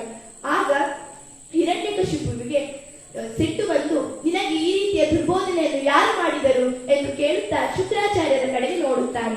ಆಗ ಶುಕ್ರಾಚಾರ್ಯರು, ನಾನು ಇವನಿಗೆ ಅನೇಕ ರೀತಿಯಲ್ಲಿ ತಿದ್ದಿ ಬುದ್ಧಿ ಹೇಳಿದೆ, ಆದರೂ ಇವನು ನನ್ನ ಮಾತನ್ನು ಕೇಳಲಿಲ್ಲ. ಇವನಿಗೆ ಹರಿಯಲ್ಲಿ ಭಕ್ತಿ ಉಂಟಾಗಿದೆ. ನಾನು ಇವನಿಗೆ ಯಾವುದೇ ರೀತಿಯ ದುರ್ಬೋಧನೆಯನ್ನು ಸಹ ಮಾಡಿಲ್ಲ ಎನ್ನುತ್ತಾರೆ. ಆಗ ಪ್ರಹ್ಲಾದನ ಮೇಲೆ ಹಿರಣ್ಯಕಶಿಪುವಿಗೆ ಭಯಂಕರ ಸಿಟ್ಟು ಬಂತು. ಅವನು ರಾಜಭಟರನ್ನ ಕರೆದು, ಈ ಕುಲಘಾತಕನಾದ ಮಗನನ್ನ ನಾನೇ ಶಿಕ್ಷಿಸುತ್ತೇನೆ ಎಂದು ಗರ್ಜಿಸಿ, ಕುಲಗಂಟಕನೇ ತೊಲಗು ಎಂದು ನನ್ನ ತೊಡೆಯಿಂದ ನೂಗ್ತಾನೆ. ವಿಷ್ಣು ತೊಡೆಯಿಂದ ನೂಗ್ತಾನೆ. ಅವನನ್ನ ಅನೇಕ ಪರ್ವತಗಳಿಂದ ದೂಡಿದರು, ಅನೇಕ ವಿಷಸರ್ಪಗಳಿಂದ ಕಚ್ಚಿದರು. ಅವನನ್ನ ಏನು ಮಾಡಲಿಕ್ಕೆ ಸಾಧ್ಯ ಆಗಲಿಲ್ಲ. ಅವನಿಗೆ ಏನು ಮಾಡಲಿಕ್ಕೆ ಸಾಧ್ಯ ಆಗಲಿಲ್ಲ. ಅವನನ್ನ ಅಗ್ನಿಯೂ ಸಹ ದಹಿಸಲಿಲ್ಲ. ಆಗ ಹಿರಣ್ಯಕಶಿಪುವಿಗೆ ಪ್ರಹ್ಲಾದನು, ತಂದೆ ಜಗದೀಶ್ವರನ ಅಪ್ಪಣೆ ಇಲ್ಲದೆ ಯಾರನ್ನೂ ಸಹ ಅಗ್ನಿಯು ದಹಿಸುವುದಿಲ್ಲ ಎನ್ನುತ್ತಾನೆ. ಆಗ ಹಿರಣ್ಯಕಶಿಪು ಒಂದು ನಿರ್ಧಾರಕ್ಕೆ ಬರುತ್ತಾನೆ. ನಾನೇ ಸ್ವತಃ ಇವನನ್ನ ಶಿಕ್ಷಿಸುತ್ತೇನೆ ಎಂದು ಖಡ್ಗವನ್ನು ಹಿಡಿದು ತಲೆಯನ್ನ ಕತ್ತರಿಸಲಿಕ್ಕೆ ಬರ್ತಾನೆ. ಆಗ ಕೇಳುತ್ತಾನೆ, ಎಲ್ಲಿರುವನು ನಿನ್ನ ಹರಿ? ಈ ಕಂಬದಲ್ಲಿದ್ದಾನೆ ಎಂದು ತಿರಸ್ಕಾರದಿಂದ ಕಂಬಕ್ಕೆ ಹೊಡಿತಾನೆ. ಆಗ ಪ್ರಹ್ಲಾದನು, ನನ್ನ ಹರಿಯು ಎಲ್ಲಾ ಕಡೆಗಳಲ್ಲಿಯೂ ಇದ್ದಾನೆ ಎಂದು ಹರಿಯನ್ನ ಧ್ಯಾನಿಸಲು ಶುರು ಮಾಡ್ತಾನೆ. ಆ ಸಮಯದಲ್ಲಿ ಕಂಬದಿಂದಲೇ ನರಮೃಗ ಶರೀರಿಯಾದ ಶ್ರೀ ವಿಷ್ಣುವು ನರಸಿಂಹ ಅವತಾರ ರೂಪದಲ್ಲಿ ಪ್ರಕಟಗೊಳ್ತಾನೆ. ಅಗ್ನಿ ಜ್ವಾಲೆಯಂತೆ ಹೊಳೆಯುವ ಕೇಸರಗಳಿಂದ, ವಜ್ರ ದಂಸ್ತ್ರಗಳಿಂದ, ತೀಕ್ಷ್ಣವಾದ ಉಗುರುಗಳಿಂದ ಕುತ್ತಿಗೆಯವರೆಗೆ ಮಾನವ, ಶಿರದಲ್ಲಿ ಸಿಂಹನಾಗಿರುವ ನರಸಿಂಹಾವತಾರಿ ಶ್ರೀಹರಿಯು ಅನೇಕ ಸೂರ್ಯರಂತೆ ಕಂಗೊಳಿಸುತ್ತಿದ್ದನು.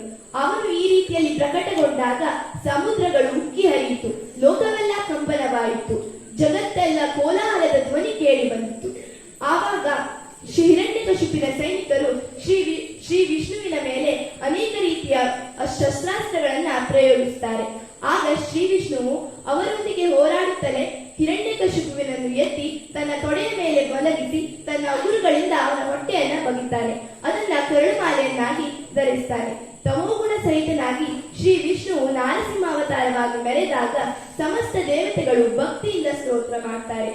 ಶ್ರೀ ಪ್ರಹ್ಲಾದನು ಕೂಡ ವಿಷ್ಣುವಿನ ಸ್ತೋತ್ರವನ್ನ ಮಾಡ್ತಾನೆ. ಶ್ರೀ ಹರಿಯನ್ನ ಶಾಂತಗೊಳಿಸಲಿಕ್ಕಾಗಿ ಎಲ್ಲರೂ ಪರಿಪರಿಯಾಗಿ ಅವನನ್ನ ಭಕ್ತಿಯಿಂದ ಸ್ತೋತ್ರ ಮಾಡ್ತಾರೆ. ಆಗ ಉಗ್ರ ನರಸಿಂಹನಾದ ಶ್ರೀ ವಿಷ್ಣುವು ಶಾಂತ ರೂಪಕ್ಕೆ ಮರಳುತ್ತಾನೆ. ಪ್ರಹ್ಲಾದನಿಗೆ ವರವನ್ನು ನೀಡಿದ ಶ್ರೀಹರಿಯು, ನಿನ್ನ ವಂಶದವರನ್ನು ಯಾರನ್ನೂ ಸಹ ನಾನು ಕೊಲ್ಲುವುದಿಲ್ಲ ಎನ್ನುತ್ತಾನೆ. ಶ್ರೀ ವಿಷ್ಣು ಆಗಲಿಂದಲೂ ಕೂಡ ಸಗುಣ ಬ್ರಹ್ಮ ಸಾಕಾರ ಮೂರ್ತಿಯೆಂದೇ ಜನರು ನರಸಿಂಹನನ್ನ ಆರಾಧಿಸುತ್ತಾ ಬಂದಿದ್ದಾರೆ. ನರಸಿಂಹ ಮಂತ್ರವು ರಾಜಮಂತ್ರವೆಂದೇ ಪ್ರಖ್ಯಾತಿಯಾಗಿದೆ. ನರಸಿಂಹ ಜಯಂತಿಯನ್ನು ಸಹ ಜನರು ಉತ್ತಮವಾಗಿ ಆಚರಿಸುತ್ತಾರೆ. ಈ ರೀತಿಯಲ್ಲಿ ಜಯ ಮತ್ತು ವಿಜಯರ ಮೊದಲ ಜನ್ಮವು ಹಿರಣ್ಯಾಕ್ಷ ಮತ್ತು ಹಿರಣ್ಯಕಶಿಪುವಿನ ರೂಪದಿಂದ ಮುಕ್ತಾಯವಾಯಿತು. ಈ ಇಬ್ಬರನ್ನು ಕೊಲ್ಲಲು ಶ್ರೀಹರಿಯು ಎರಡು ರೀತಿಯ ಅವತಾರಗಳನ್ನ ಎತ್ತಿ ಬರಬೇಕಾಯಿತು. ಶ್ರೀ ವಿಷ್ಣುವಿನ ಮಹಿಮೆ ಎಷ್ಟು ಅಪಾರವಾಗಿದೆ ಅಲ್ವಾ? ಈ ರೀತಿ ಶ್ರೀ ವಿಷ್ಣುವನ್ನ ಭಕ್ತಿಯಿಂದ ಆರಾಧಿಸಿದ್ರೆ ಆತನು ಒಲಿತಾನೆ ಎನ್ನುವುದಕ್ಕೆ ಈ ಕಥೆಯ ಸಾಕ್ಷಿಯಾಗಿದೆ. ಹರೇ ರಾಮ.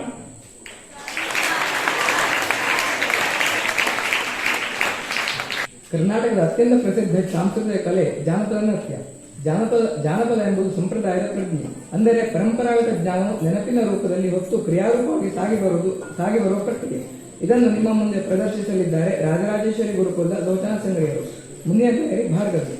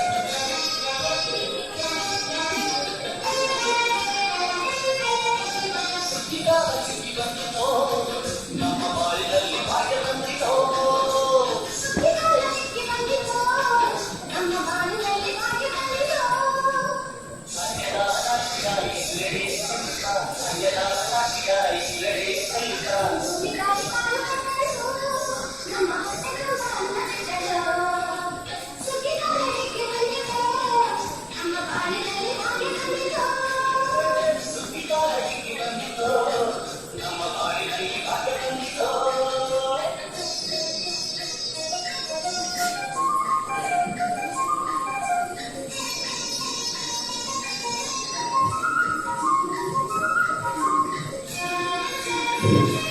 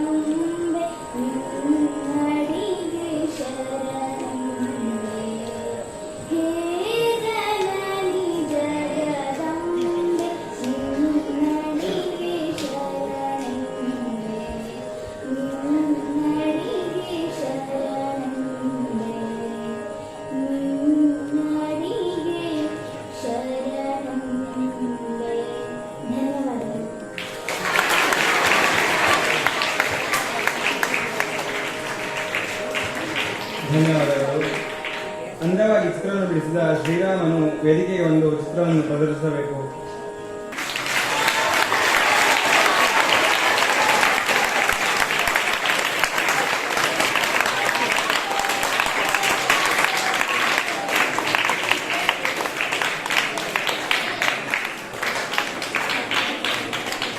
ಇದೀಗ ವಿಶೇಷ ಪ್ರತಿಭೆಯಾದ ಭಗವತ್ಪಾದ ಗುರುಕುಲದ ಕ್ಷೇಮಪಾಲಕರಾದ ಸಂದೀಪ ದೇವರಿಂದ ನಿಮಗೆ ಕೇಳಿ.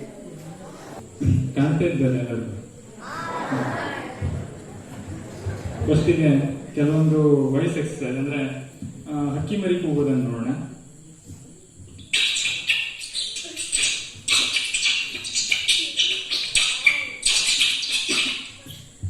ನಂತರ ಈ ಎಕ್ಸ್ಪ್ರೆಸ್ ಟ್ರೈನ್ ಹೋಗುವಂಥದ್ದು.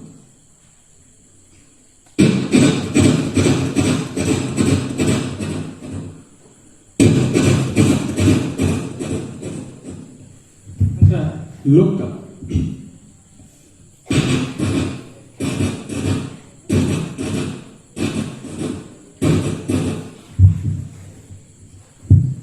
ನಂತರ ಈ ಫ್ಲವರ್ ಪಟಾಕಿ ಅಂತ ಹೇಳ್ತೀವಲ್ಲ, ಕೋಡು, ಅದು ಯಾವ ರೀತಿಯಾಗಿ ಸೌಂಡ್ ಅನ್ನು ಮಾಡ್ತದೆ ಅಂದ್ರೆ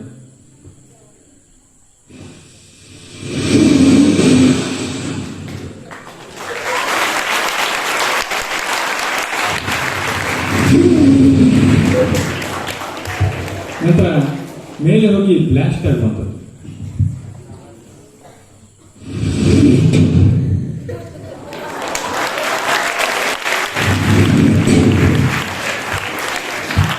ನಂತರ ಕೆಲವು ರಾಜಕಾರಣಿಗಳ ಹತ್ರ ಕ್ರಿಕೆಟ್ ಕಾಮೆಂಟ್ರಿಯನ್ನು ಹೇಳಿಸೋಣ ಅಂತ ನೋಡಿದಾಗ ನಮಗೆ ಮೊದಲೇ ಸಿಕ್ಕಿದವರು ಮಲ್ಲಿಕಾರ್ಜುನ ಖರ್ಗೆ ಅವರು.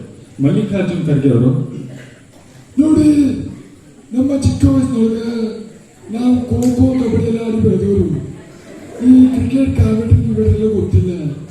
ಅಲ್ಲಿ ಸಿದ್ದರಾಮಯ್ಯ ಅವರಿದ್ದಾರೆ, ಅವ್ರ ಹತ್ರ ಹೋಗಿ ಬೇಕಾದ್ರೆ ನಾನು ಹೈಕಮಾಂಡ್ ಹತ್ರ ಚರ್ಚಿಸ್ತೇನೆ, ಅವ್ರೇನು ಹೇಳ್ತಾರಂತ ನೋಡೋಣ. ನಂತರ ಸಿದ್ದರಾಮಯ್ಯ ಹತ್ರ ಕೇಳಿದಾಗ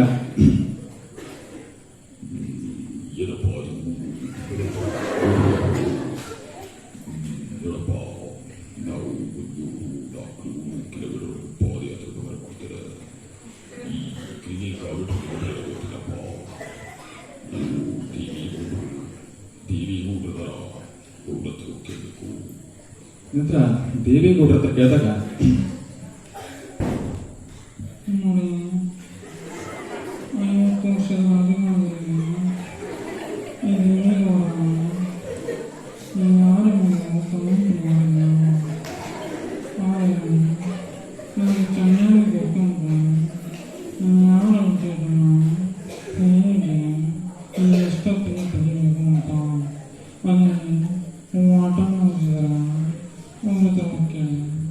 ನಂತರ ವಾಟರ್ ಹೊರಟ ಕರ್ನಾಟಕದಲ್ಲಿ ಬೆಳಗಾವಿ ತಂಡ ಇದೆ, ಹುಬ್ಬಳ್ಳಿ ತಂಡ ಇದೆ, ಆದರೆ ವಾತಾವರಣ ತಂಡ ಇಲ್ಲ. ಹಾಗಾಗಿ ನಾಳೆ ನೀರು ಕರ್ನಾಟಕ ಸಂಪೂರ್ಣ ಬಂದ್ ಬಂದ್ ಬಂದ್.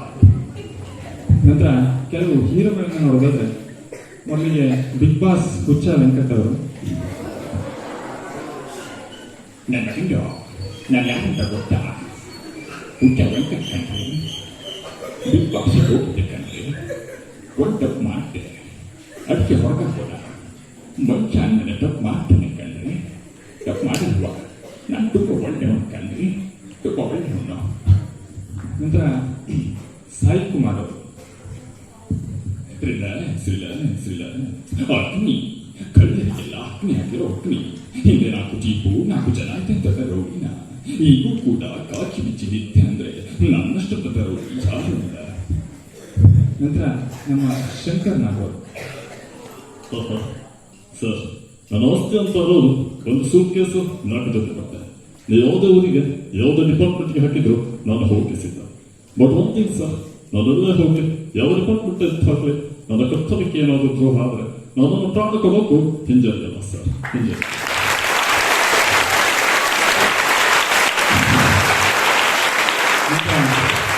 ನಮ್ಮ ಧೀರೇಂದ್ರ ಗೋಪಾಲ್ ಅವರು, ಶಿವನೇ ಶಿವಲಿಂಗೆ ಎಲ್ಲೆ ಕಿಲ್ಲೆ ಶಿವೈ ಮೇಲೆ ನೀನೆ ನೀನಾಕ್ಷಿ ಕೈಲೆ ಕೇವೆ ಕಲಾಕ್ಷಿ ಬೇಟೆ ಬೇಟೆ ಬಿಂಚರಿಂಗಿಲ್ಲ ಎಲ್ಲೇ ಇದ್ರು ಬೇಗ ಬನ್ನಿ ಶಿವೈ Berlin, Chileni, Schilblingen. ನಮ್ಮ ಹೀಗುಂಟೆ ನಾರಾಯಣ ಸ್ವಾಮಿ ಅವರು ವೀಕ್ಷಕರೇ, ವಿಧ ಮೀನಾಕ್ಷಿ ಕಮ ಕಮ ಕಮಲಾಕ್ಷಿ ಭಗವದ ಪಂಚವನ್ನಿ ಇವರನ್ನ ಹುಡುಕಿ ಹೊರಟಂತಹ ನಮ್ಮ ತಂಡಕ್ಕೆ ಹೊರಟಿದ್ದಾದರೂ ಏನು ಎನ್ನುವುದನ್ನು ನೋಡೋಣ. ಒಂದು ಚಿಕ್ಕ ಲೇಖನದ ಇದೆಲ್ಲದರ ನಂತರ ನಮ್ಮನ್ನು ಕಾಡುತ್ತಿರುವ ಕಟ್ಟಕಡೆಯ ಪ್ರಶ್ನೆ ಹೀಗೂ ಹುಟ್ಟೆ. ನಮ್ಮ ರಾಜ್ಕುಮಾರ್ ಅವರು ಬಹಳ ಸಂತೋಷ ಆಗ್ತದೆ, ನನಗೆ ಬಹಳ ಸಂತೋಷ ಆಗ್ತಾ ಇದೆ. ನನಗೆ ಮಾತಾಡಬೇಕಂತ ಗೊತ್ತಾಗ್ತಾ ಇಲ್ಲ. ನವರಾತ್ರಿಯಿಂದ ಇಷ್ಟು ಚೆನ್ನಾಗಿ ಆಚರಿಸ್ತಾ ಇದ್ದಾರೆ, ಇಷ್ಟೊಂದು ಮಕ್ಕಳು ಸೇರಿದ್ದಾರೆ. ಆ ದೇವರು ಎಲ್ಲರೂ ಚೆನ್ನಾಗಿ ಇಟ್ಟಿಲ್ಲ ಅಂತ ಹೇಳ್ತಾ ಎಲ್ಲರಿಗೂ ಬರ್ತೇನೆ ಅಂತ ಹೇಳ್ತಾ ಇದ್ದೀರಿ. ಆ ದೇವರು ಚೆನ್ನಾಗಿ ಇರ್ತಾರೆ. ನಮಸ್ಕಾರ.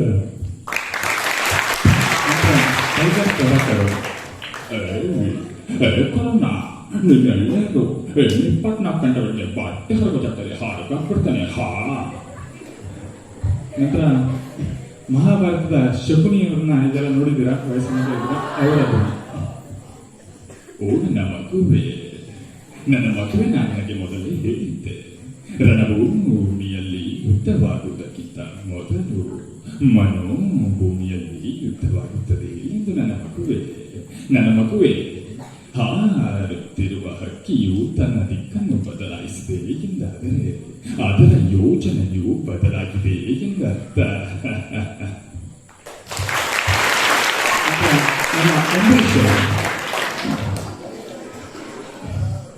ನಡೆ, ಅವನು ಆಡಿಸ್ತಾನೆ, ನಾವು ಆಡ್ಬೇಕು. ಅವನು ಬೀಳಿಸ್ತಾನೆ, ನಾವು ಬೀಳ್ಬೇಕು. ಕಡ್ಲ ನಮ್ದೇನು ಇಲ್ಲ, ಎಲ್ಲ ಒಂದೇ ಕಡ್ಲ, ಬಾರ್ಲ. ನಮ್ಮ ನರೇಂದ್ರ ಮೋದಿ ಅವ್ರದ್ದೊಂದು ಪ್ರಯತ್ನ.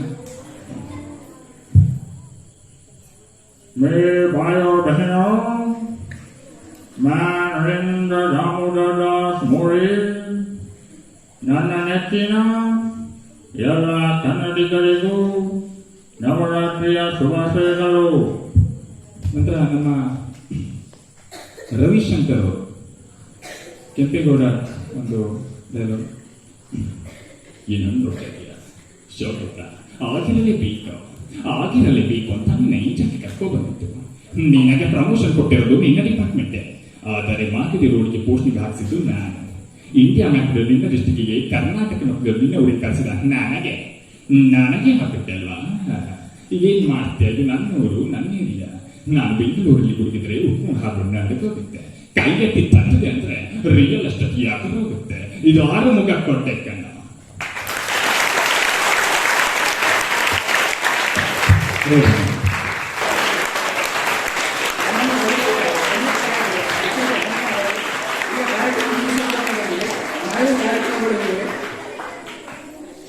ಶಿವಗುರುಕುಲ ಛಾತ್ರೆಯಿಂದ ಶಂಖ ಹಾಗೂ ವೇದಘೋಷ, ವಿದ್ವಾನ್ ಸತ್ಯನಾರಾಯಣ ಶರ್ಮನಿಂದ ಅವತಾರ ರಚನೆ, ಶ್ರೀ ಸಂದೇಶ, ವರ್ಷಗಳಿಂದ ವೈಯಕ್ತಿಕ ಗಾಯನ, ಕುಮಾರಿ ಸ್ನೇಹ ಸಂಗಡಿಗಳಿಂದ ಜನಪದ ನೃತ್ಯ, ಸಂಯುಕ್ತಗಳಿಂದ ಕಥಾಕಥನ,